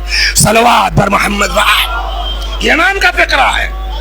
فرماتے ہیں ہم اہل بیت نہ اپنی زبان خراب کرتے ہیں, ولا آمر بہ شیعتی, نہ اپنے شیعوں کو اجازت دیتے ہیں کہ اپنی زبان خراب کریں. کسی کو گالی دینا یہ تشیع نہیں ہے, زبان کا شستہ ہونا یہ عشق اہل بیت کی علامت ہے. صلوات در محمد و آل.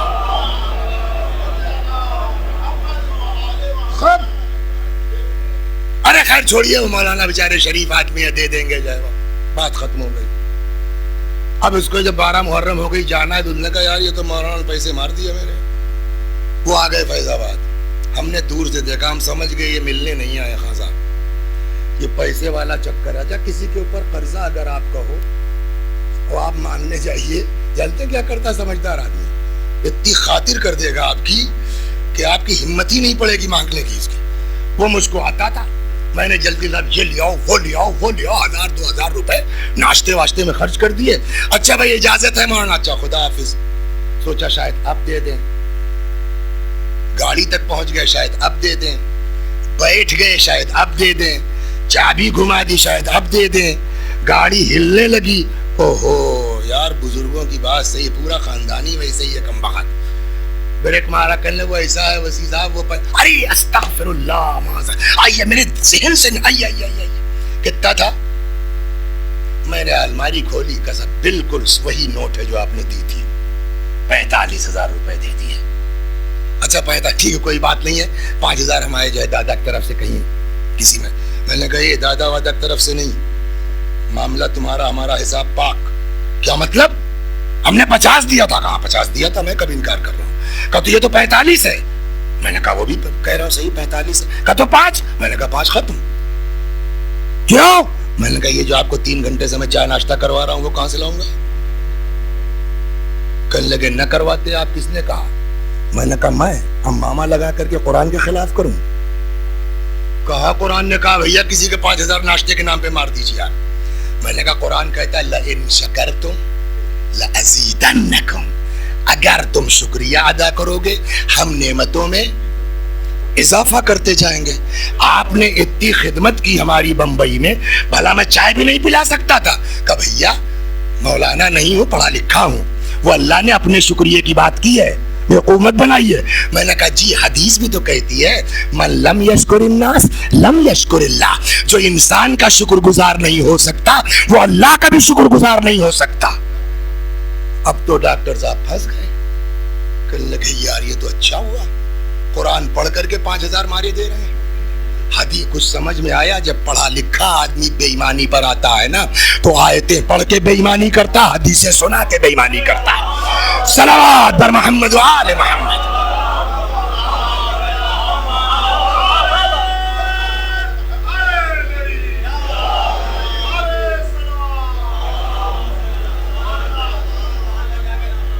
اب اس نے سوچا اگر ان کے خلاف ہم پنچایت کرتے ہیں گاؤں میں تو صرف مجھ کو جو ہے وہ MBBS MD MS کو بیوقوف بنا دیا تو گاؤں والوں کو حدیث سنانے میں کون سی دقت ہے. کہا نہ وہاں تو نہیں, یہی ہونا ہے جو کچھ ہونا ہے.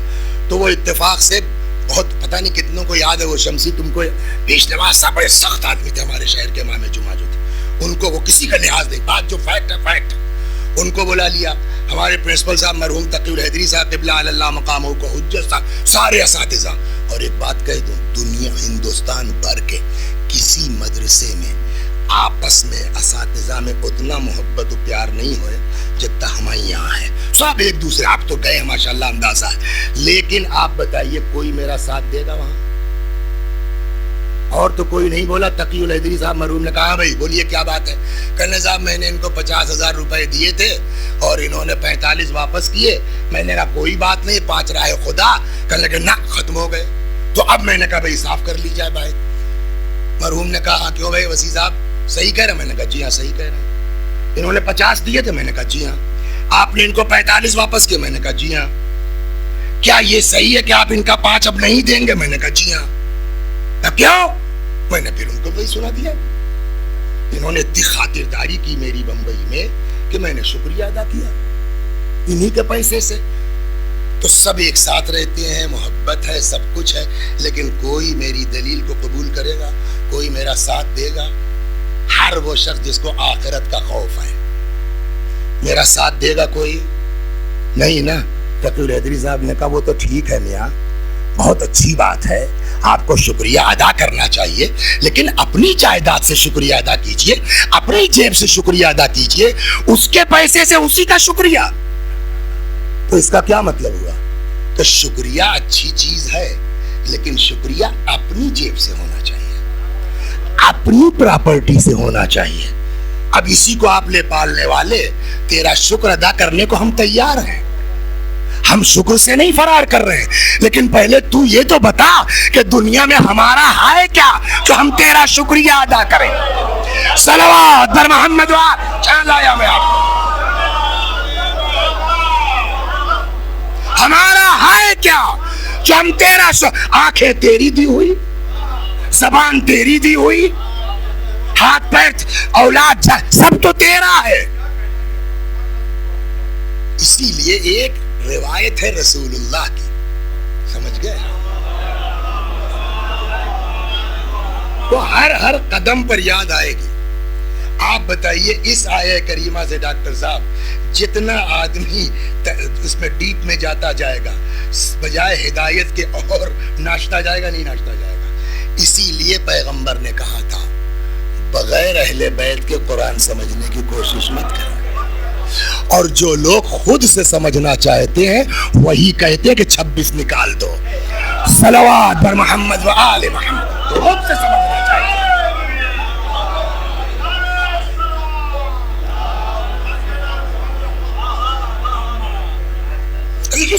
امام کے یہ کوئی نئی بات نہیں ہے. بات آگے 5 منٹ 1 منٹ سے, یہ کوئی نیا کیس نہیں ہے. 11ویں امام کا زمانہ ہے. ڈاکٹر صاحب آپ نے اس دن سے نہیں نقل کیا. تو ایک صاحب اچھا پڑھیے, مطالعہ کیجئے, مگر اللہ کی بارگاہ میں دعا کرتے رہیے, خدا رب زدنی علما. ٹھیک ہے ہمارے علم میں اضافہ فرما, لیکن یہ بھی دعا رہے خدا ہم کو اپنی اوقات میں رکھنا. یہ بہت اہم ہے. کبھی کبھی آدمی 2-4 لفظ سیکھنے کے بعد جب اوقات بھولتا ہے نا تو وہ امام پر اعتراض کر بیٹھتا ہے, قرآن پر اعتراض کر بیٹھتا ہے.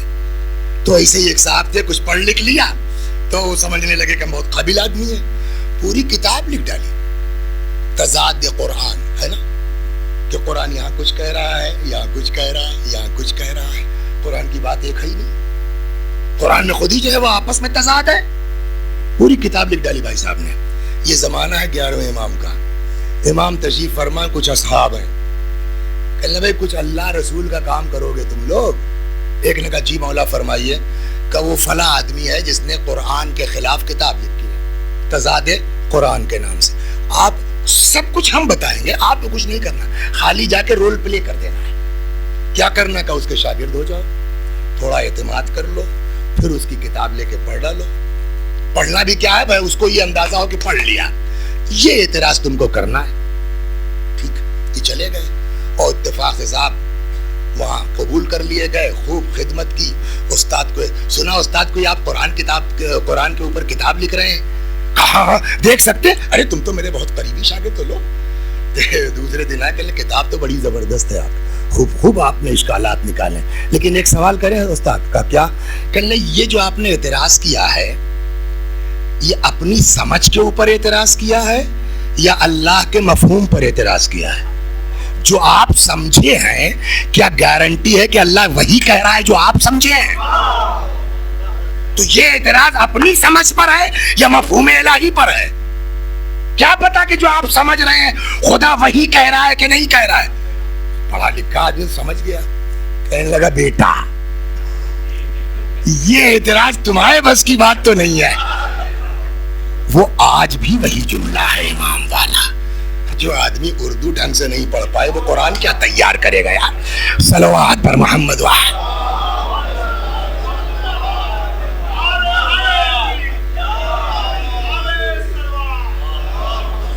اب یہ قوم کے جانکاروں کی ذمہ داری ہے, محققین کی ذمہ داری ہے کہ پتہ لگائیں کہ اس کے پیچھے ہاتھ کیا ہے, کون کام کر رہا ہے. سمجھ گئے آپ؟ تو انہوں نے کہا میاں یہ تمہارے بس کا کام تو نہیں ہے, یہ بتاؤ تم یہ اعتراض لائے کہاں سے؟ کہنے لگا, اس کو صاف کہا سیدھی بات ہے کہ میں نے نہیں کچھ کیا. پھر کہ میرے امام نے کہا تھا. کہا صحیح کہا تمہارے امام نے, یہ تو میری فکر تھی نا, میں نے یہ سمجھا تھا قرآن سے. کتاب پھاڑ کے, کم از کم اتنی شرافت اس زمانے میں تھی. صلوات پر محمد و آل محمد. جہاں اپنی غلطی کا احساس ہو جاتا تھا. ایک اور صلوات بر محمد و آل بس.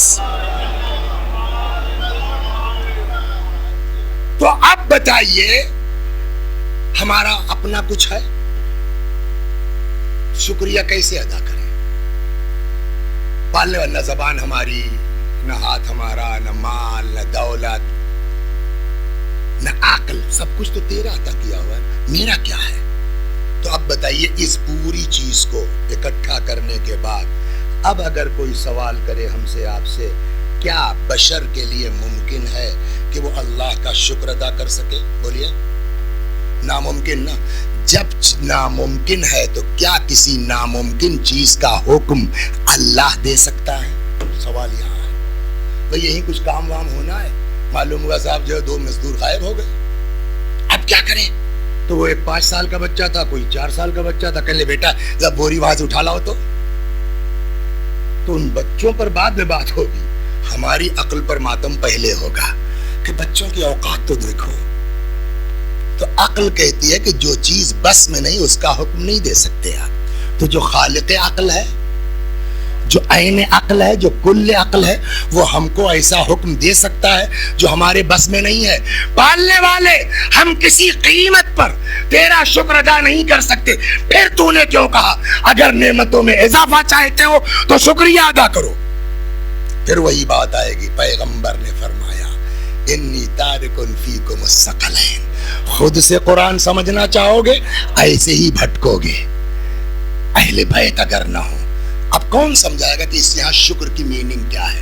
چھٹے امام, جلدی سے آ جاؤں, چھٹے امام امام جعفر صادق. अलैहिस्सलातु वस्सलाम से रिवायत है यही इसी अंदाज की।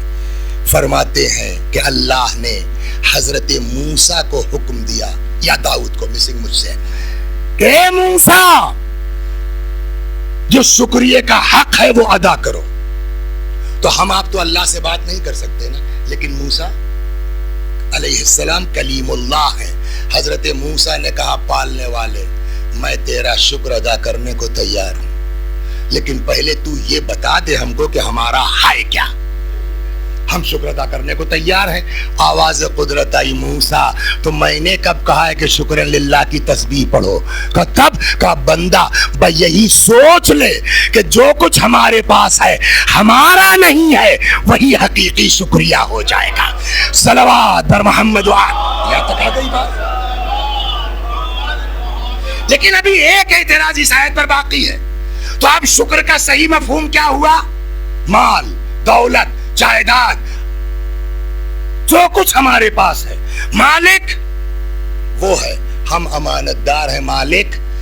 जिस दिन मिल्कियत का तसव्वुर निकल जाए, अमानतदारी का तसव्वुर पैदा हो जाए, उसी दिन इंसान हकीकी शुक्रगुजार बंदा बन जाएगा। हो गई बात का, ये तो मसला हल हो गया। लेकिन ये नहीं समझ में आया, शुक्र अदा करोगे तो नेमतों में इजाफा करेंगे। सलवा, इससे इजाफे से क्या वास्ता है? सलवात पर मोहम्मद।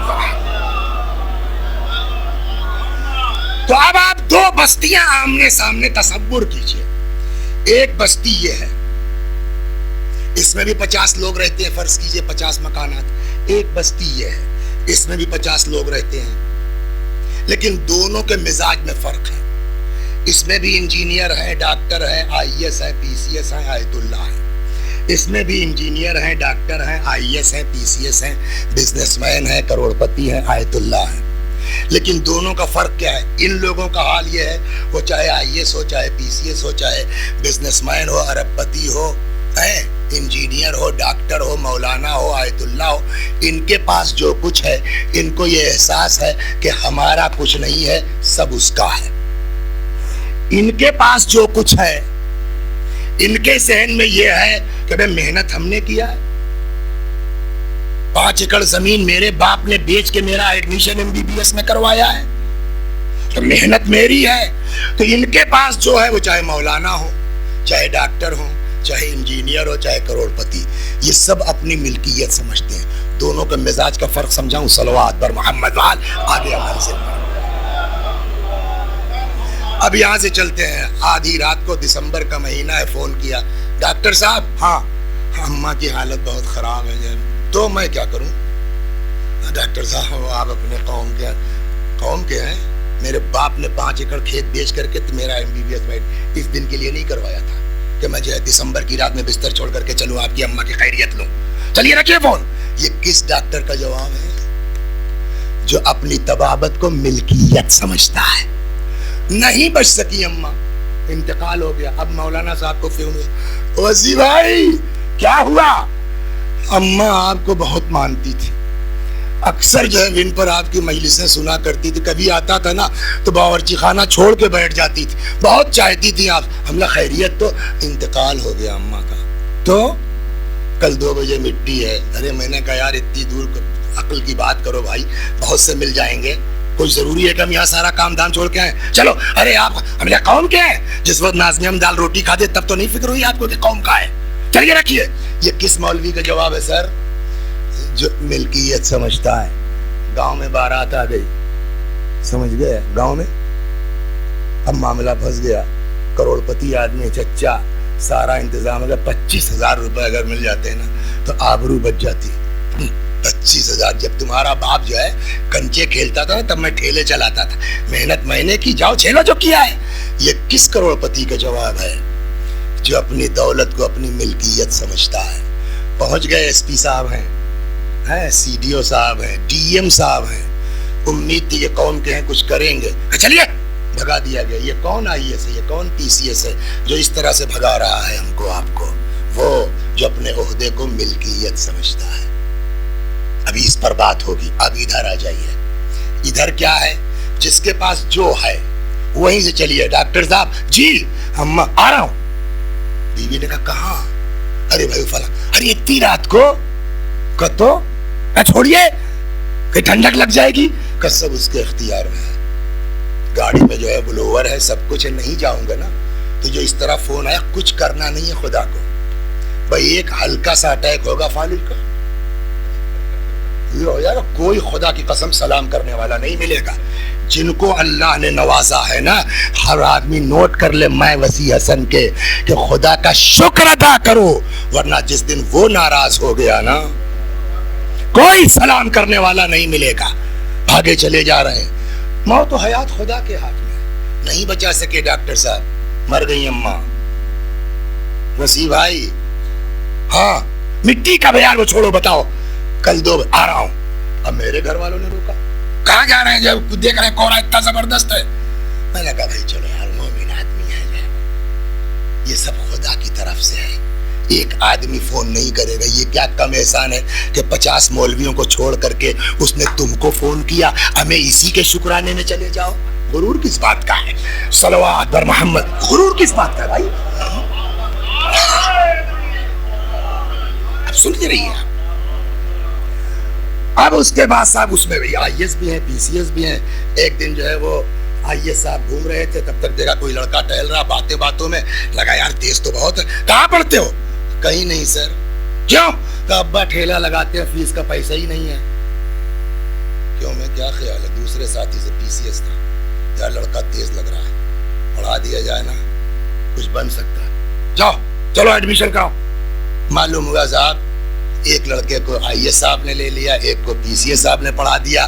तब जब ये हुआ तो जो बंबई में लखपति करोड़पति थे उनका भी जज्बा बढ़ा के यार जब ये सब कर सकते तो मैं 4 लड़कों को इन्होंने ले लिया। मालूम हुआ 10 साल जाते जाते 10 लड़कों को जो इन लोगों ने पढ़ाया था उसमें कोई इंजीनियर हो गया, कोई डॉक्टर हो गया, कोई आईएएस हो गया, कोई पीसीएस हो गया। फिर इन 10 ने सोचा कि अगर फलाने चाने मेरी फीस न दी होती तो आज मैं इंजीनियर ना होता, फलाने चाने अगर फीस न दी होती तो आज मैं आईएएस ना होता, फलाने चाने न किया होता तो मैं आज जो है डॉक्टर ना होता। अब इन 10 ने बैठ के अपनी एक कमेटी बना ली कि जैसे हमको उन लोगों ने पढ़ाया अब हम 10 को पढ़ाएंगे। मालूम हुआ इन 10 ने उन 10 को, फिर उन्होंने 100 को, फिर उन्होंने 200 को। मालूम हुआ 50 साल जाते जाते वो गांव इतना तरक्की कर गया कि न कोई जाहिल रह गया न कोई गरीब रह गया। यही तो कुरान कह रहा है, शुक्रिया अदा करोगे हम नेमतों में इजाफा करते जाएं।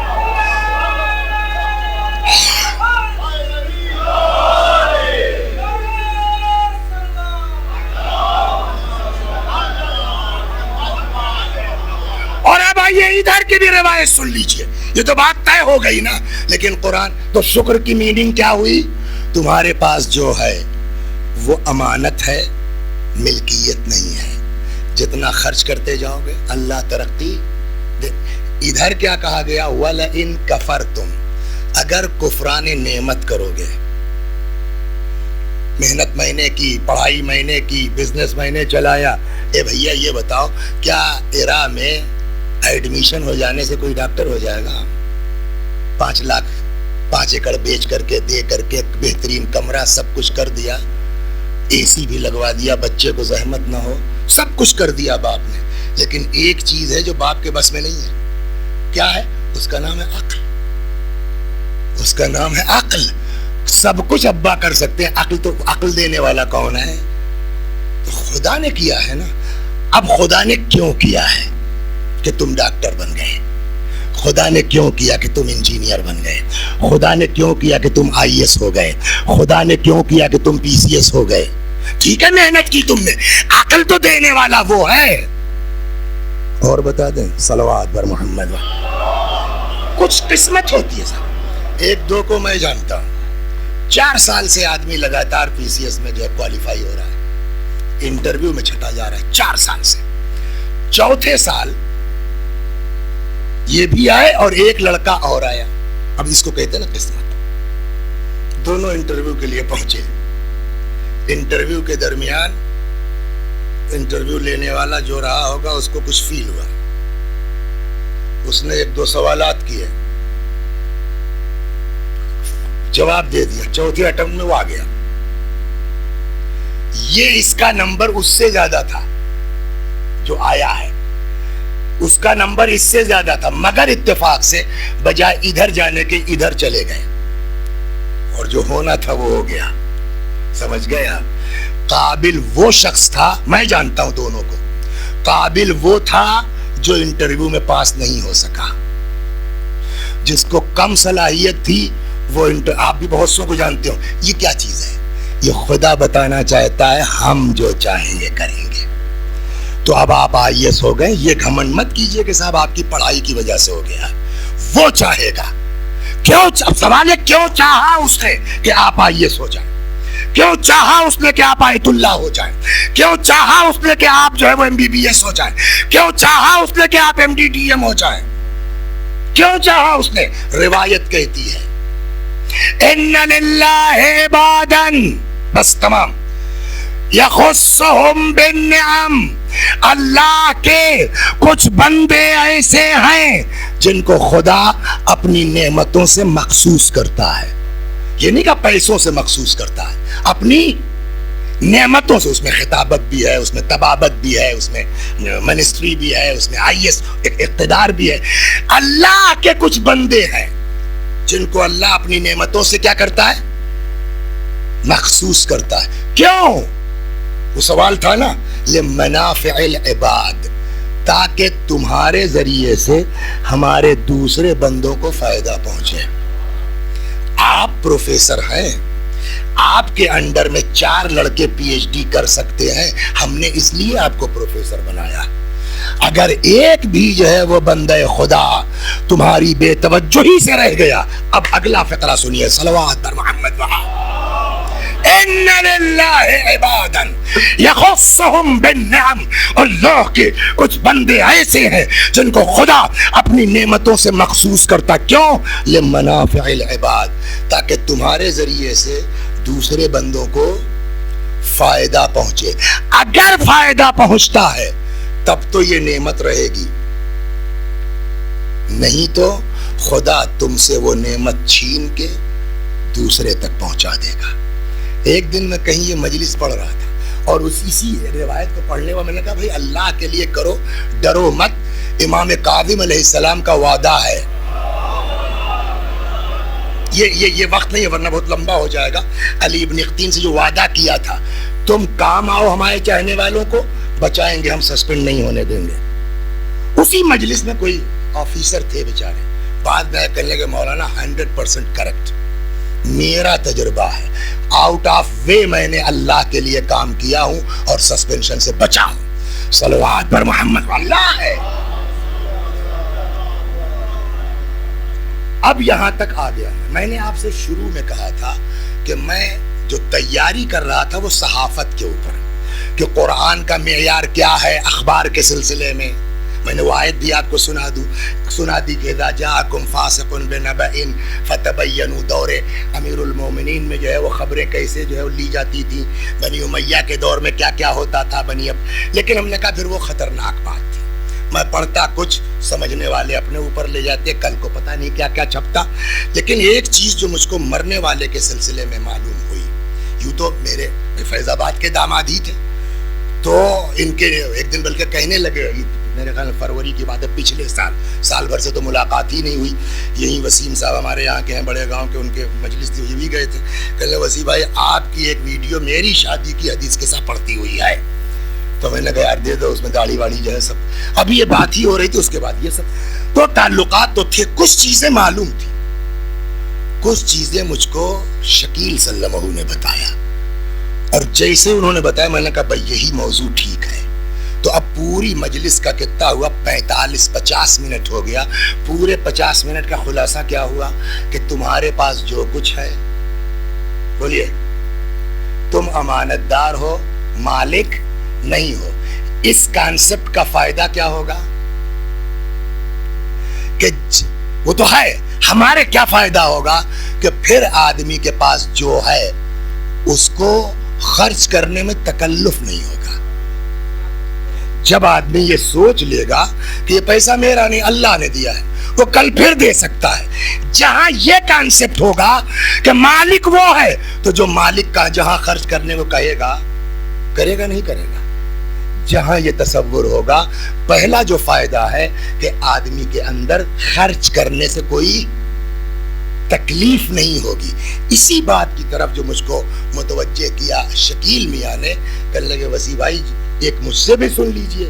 کوئی لڑکا تھا جس کے باپ کو کینسر، صلوات بر محمد، سنیے آپ مجلس تمام، جس کے باپ کو کینسر ہے اور بیٹا 90% جل گیا. جس باپ کو کینسر ہے، میرے باپ کو ہو چکا، مجھے پتا ہے کہ کیا حالت ہوتی ہے بیماری میں. جس رات میرے والد مرحوم کا انتقال ہوا 2002 میں، اس رات میرے پاس 100 روپے بچے تھے. تو کینسر کے مریضوں کا اندازہ ہوتا ہے. تو جس کے باپ کو کینسر ہو وہ تو خود ہی لٹ پٹ چکا ہے بیچارہ، اور بیٹا 90% جل چکا ہے. شکیل کہنے لگے کہ وقار بھائی نے مجھ کو بلایا، یہ بھی بتایا انہوں نے کہ یار جاؤ ذرا فلاں جگہ پتہ کرو اور اس سے پوچھو کتنا خرچہ ہے. خیر ہو گئے، پوچھ باچھ کے آئے. انہوں نے کہا صاحب 90% جل چکا ہے. تو کسی اور جگہ کا نام لو، میں اس وقت بھول رہا ہوں، وہاں چلے جاؤ، پوری بات بتاؤ. کہ ساری رپورٹ لے کے میں وہاں پہنچا. وہاں کے ڈاکٹر سے بات ہوئی تو انہوں نے کہا کہ ٹھیک ہے آپ بھرتی کرا دیجئے، 3-4 لاکھ روپے جمع کر دیجئے، پھر دیکھا جائے گا کیا صورتحال ہوتی ہے. کل وہاں سے آئے، ہم نے ان کو پوری بات بتائی. انہوں نے کہا پھر جاؤ، کہ یہ بتاؤ لگے گا کتنا. وہ اپنی جگہ پر ہے، ٹھیک ہونے کے کتنے چانسز ہیں، پیسے کی کوئی پرواہ نہیں ہے. کل لگے دوبارہ گئے تو وہاں کا جو وہ شخص تھا مین، اس نے کہا یہ بتاؤ یہ ہے کون تمہارا.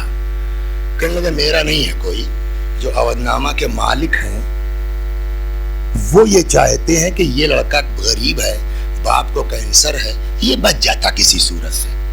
کہنے لگے تب اس نے کہا کہ دیکھو اب ایسا لگتا ہے کہ یہ آدمی اچھا ہے، لہٰذا میں نہیں چاہتا کہ اس کا پیسہ برباد ہو. کل تو ہم نے بتا دیا تم کو 3-4 لاکھ جمع کرو پھر دیکھا جائے گا، لیکن آج جو پوزیشن بتا رہے ہو تو کچھ انسانیت میرے اندر بھی ہے، 1% بھی. اس لیے کہ 48 گھنٹے 72 گھنٹے کے بعد جلنے کے پتہ چلتا ہے کہ اندر کیا کیا ڈیمیج ہوا ہے. تو اب اس کا بچنا تقریباً ناممکن ہے. وہ تو بات کی بات ہے، لیکن یہ جذبہ تھا نا آدمی کے اندر کہ 10 لاکھ بھی لگ جائے گا تو اس کے باپ کے لیے میں بیٹا بچا کے لے جاؤں گا. یہ چیز دنیا میں چاہے نہ آئے لیکن آج وقار تمہاری قبر میں ضرور کام آئے گی. صلوات بر محمد و آل محمد. بس اور کیوں نہ ہو، کسی کے اندر یہ جذبہ ہو یا نہ ہو، وہ قوم جو حسین پر روتی ہے، اگر اس کے اندر یہ جذبہ نہیں ہے تو وہ کچھ ہو سکتی ہے، عزادار حسین نہیں ہو سکتی، وہ کچھ ہو سکتی ہے، شیعہ اہل بیت نہیں ہو سکتی. اسی لائن پر چلتے ہیں آپ. راستے میں ناسخ التواریخ امام حسین والی جو جلد ہے اس میں یہ روایت ہے. راستے میں ایک آدمی مل گیا غریب، امام حسین کے آگے ہاتھ پھیلا دیا. امام کے پاس نہیں تھا، سن لیجئے اس کو، امام کے پاس نہیں تھا، گھر لے کے آئے،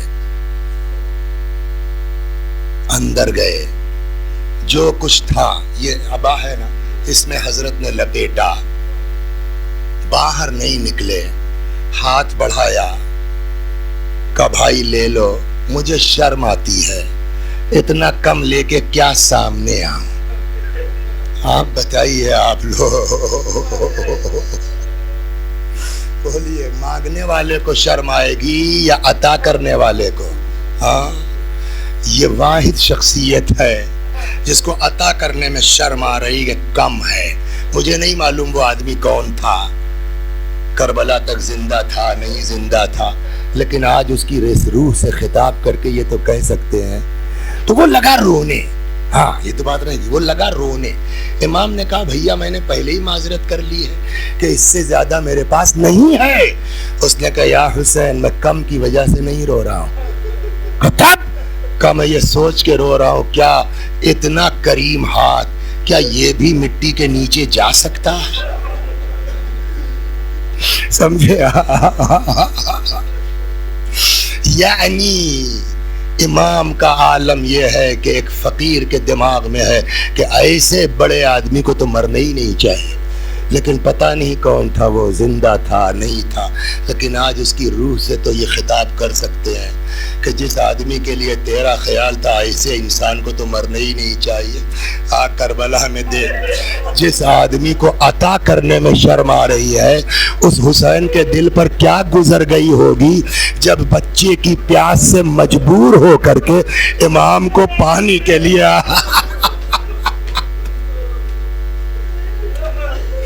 جزاکم ربکم، جس کو عطا کرنے میں شرم آ رہی ہے، آپ بتائیے وہ بچے کے لیے جب ہاتھ پھیلائے گا، اللہ۔ اور بات یہی تھوڑی، میں آپ کو جہاں لے جانا چاہتا ہوں بس، اور میں نے کہا نا کہیں بھی رئیس بھائی کسی کے اندر جذبہ ہو یا نہ ہو، عزادار حسین بغیر اس کے نہیں رہ سکتے، لیکن تمہارے مولا کا مزاج یہ ہے، سب چلے گئے، مولا تنہا ہے، مولا اکیلے ہیں۔ فنظر یمینا و شمالا، دائیں دیکھا بائیں دیکھا، نہ آسرا تھا کوئی شاہ کربلائی کو، فقط بہن نے کیا تھا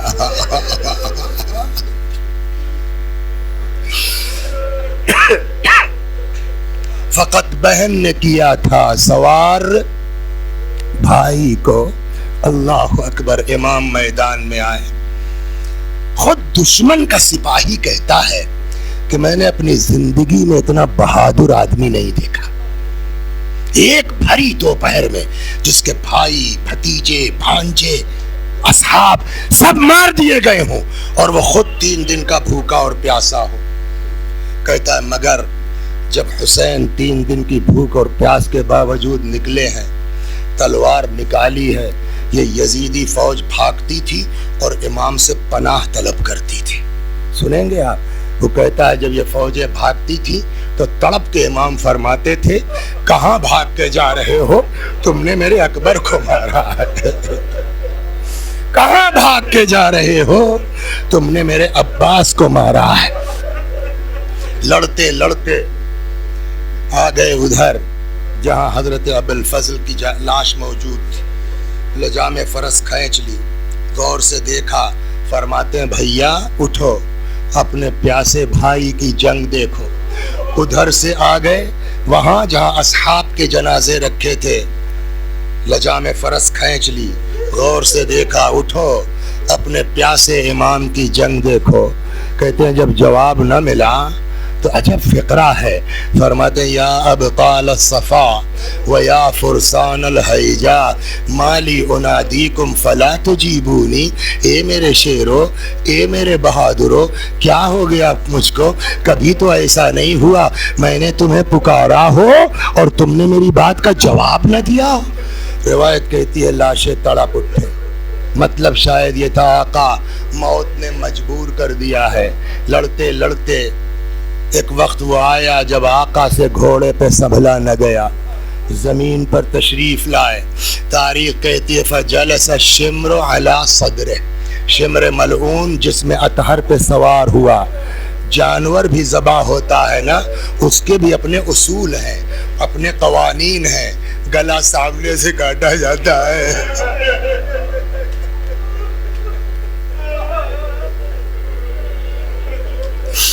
یا حسین، پانی پلا لیا جاتا ہے، چھری تیز کر لی جاتی ہے تاکہ ذبح ہونے والے کو اذیت کم ہو، لیکن ہائے میرا مولا، المذبوح بالقفا، پسے گردن سے کند خنجر، سوکھا گلا۔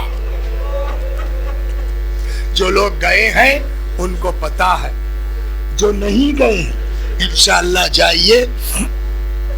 آپ جب جائیں گے کربلا تو آپ کو وہ بلندی دکھلائی جائے گی، یہی وہ ٹیلا تھا جہاں سے بہن اپنے بھائی کے جنگ کا منظر دیکھ رہی۔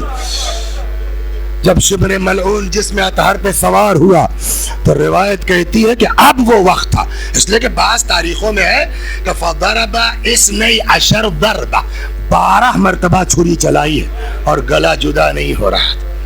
تو بعض تاریخوں میں ہے کہ بی بی کی چیخ نکل پڑی، वहीं से पुकारा, यबन सादे अयुक्तल अबू अब्दुल्ला व अंत तंजुर इले, और ये सौद के बच्चे मेरा भैया मारा जा रहा, तू देख रहा है खड़ा। ये तारीख है, तारीख ने देखा, तारीख ने लिख दिया। करबला में कुछ मसाइब वो हैं, कुछ बातें वो हैं जो तारीख देख नहीं सकती।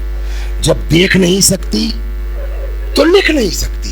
कतब कर रिवायतों ने बताया है। मिन जुमला इस मौके पर, अब तारीख की बात नहीं, रिवायत कहती है कि जब शिमर इमाम के सरो तन में जुदाई करना चाह रहा था, गला जुदा नहीं हो रहा था, आवाज आई, अब ये तारीख नहीं रिवायत है, आवाज आई, अली हुसैन की मदद करो। या रसूल अल्लाह, कातिल से तलवार फेंक दो लेके? नहीं। फिर माँ की रूह बेटे से लिपटी हुई है, फातिमा को हुसैन से अलग कर दो। अली आगे बढ़े, रूह फातिमा को इमाम से जुदा, खुद कातिल शिमर कहता है जिस वक्त सरो तन में जुदाई कर रहा था, मेरे कानों में किसी बीबी की आवाज आ रही थी, वलदी वलदी कतलू कतशाना, हाय मेरा लाल, हाय मेरा हुसैन, तुझे प्यासा मारा गया। रुकिए, जहां मुझको ले जाना, 1-1.5 मिनट, शायद 2 मिनट। सरो तन में जुदाई कर दी गई। अब तो मार चुके ना, अब तो नबी के नवासे को कत्ल कर चुके ना,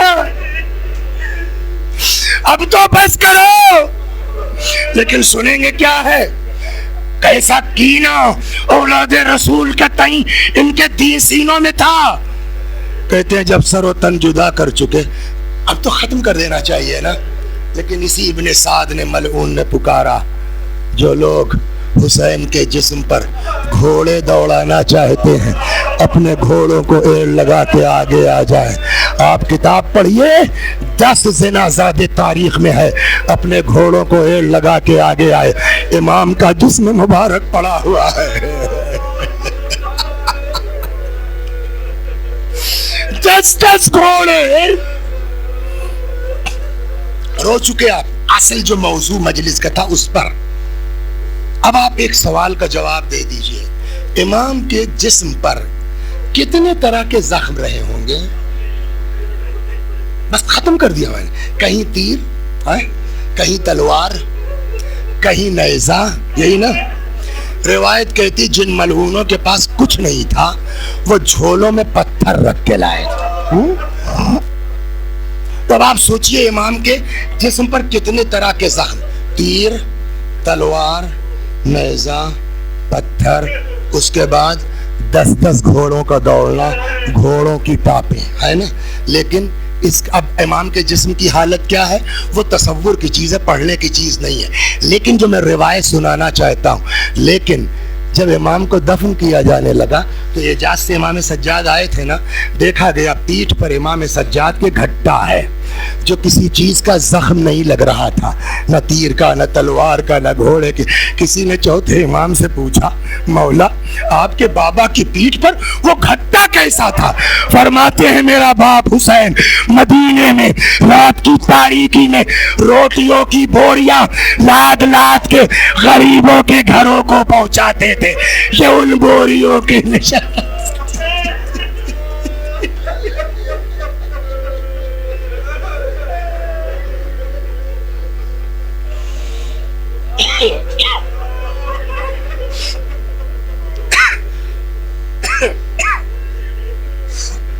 वसयअलमुल्लज़ीन ज़लमू अय्य मुन्क़लबिन यन्क़लिबून इन्ना लिल्लाहि व इन्ना इलैहि राजिऊन।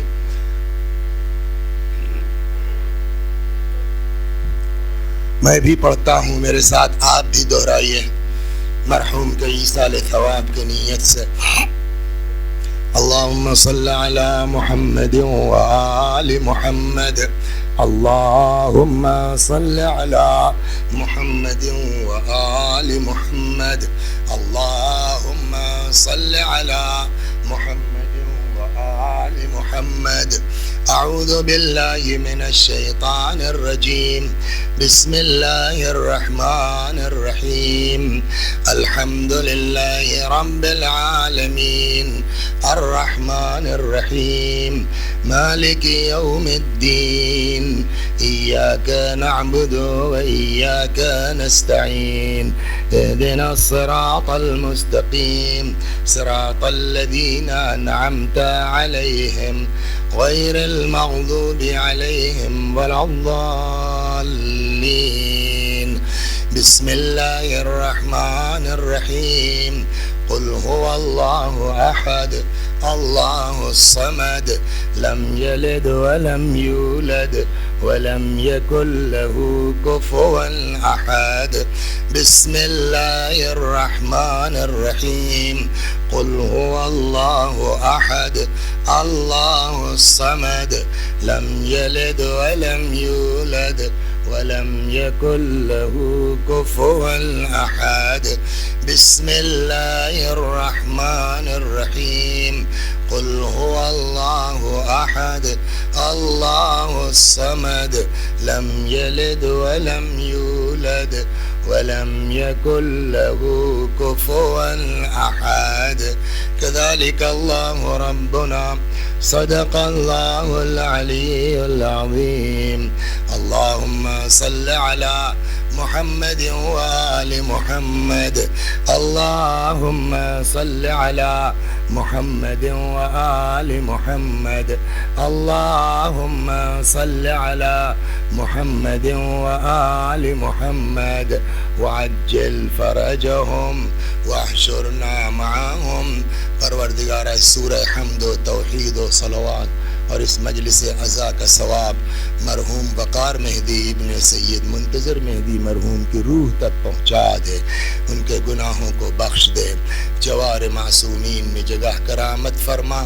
خدا ہمارے گناہوں کو بخش دے، ہمارے ماں باپ کے گناہوں کو بخش دے، ہمیں اعمال خیر کی توفیق کرامت فرما. یا اللہ ہم سب کو اس دنیا میں قبر حسین علیہ السلام کی زیارت، آخرت میں شفاعت حسین علیہ السلام نصیب فرما. ہمارے مولا، ہمارے آقا، ہمارے مالک، ہمارے صاحب، ہمارے سید و سردار امام زمانہ کو ہم سے راضی اور خوشنود فرما. حضرت کے ظہور میں تعجیل فرما، آقا کے غلاموں میں شمار فرما. وآخر دعوانا ان الحمد للہ رب العالمین.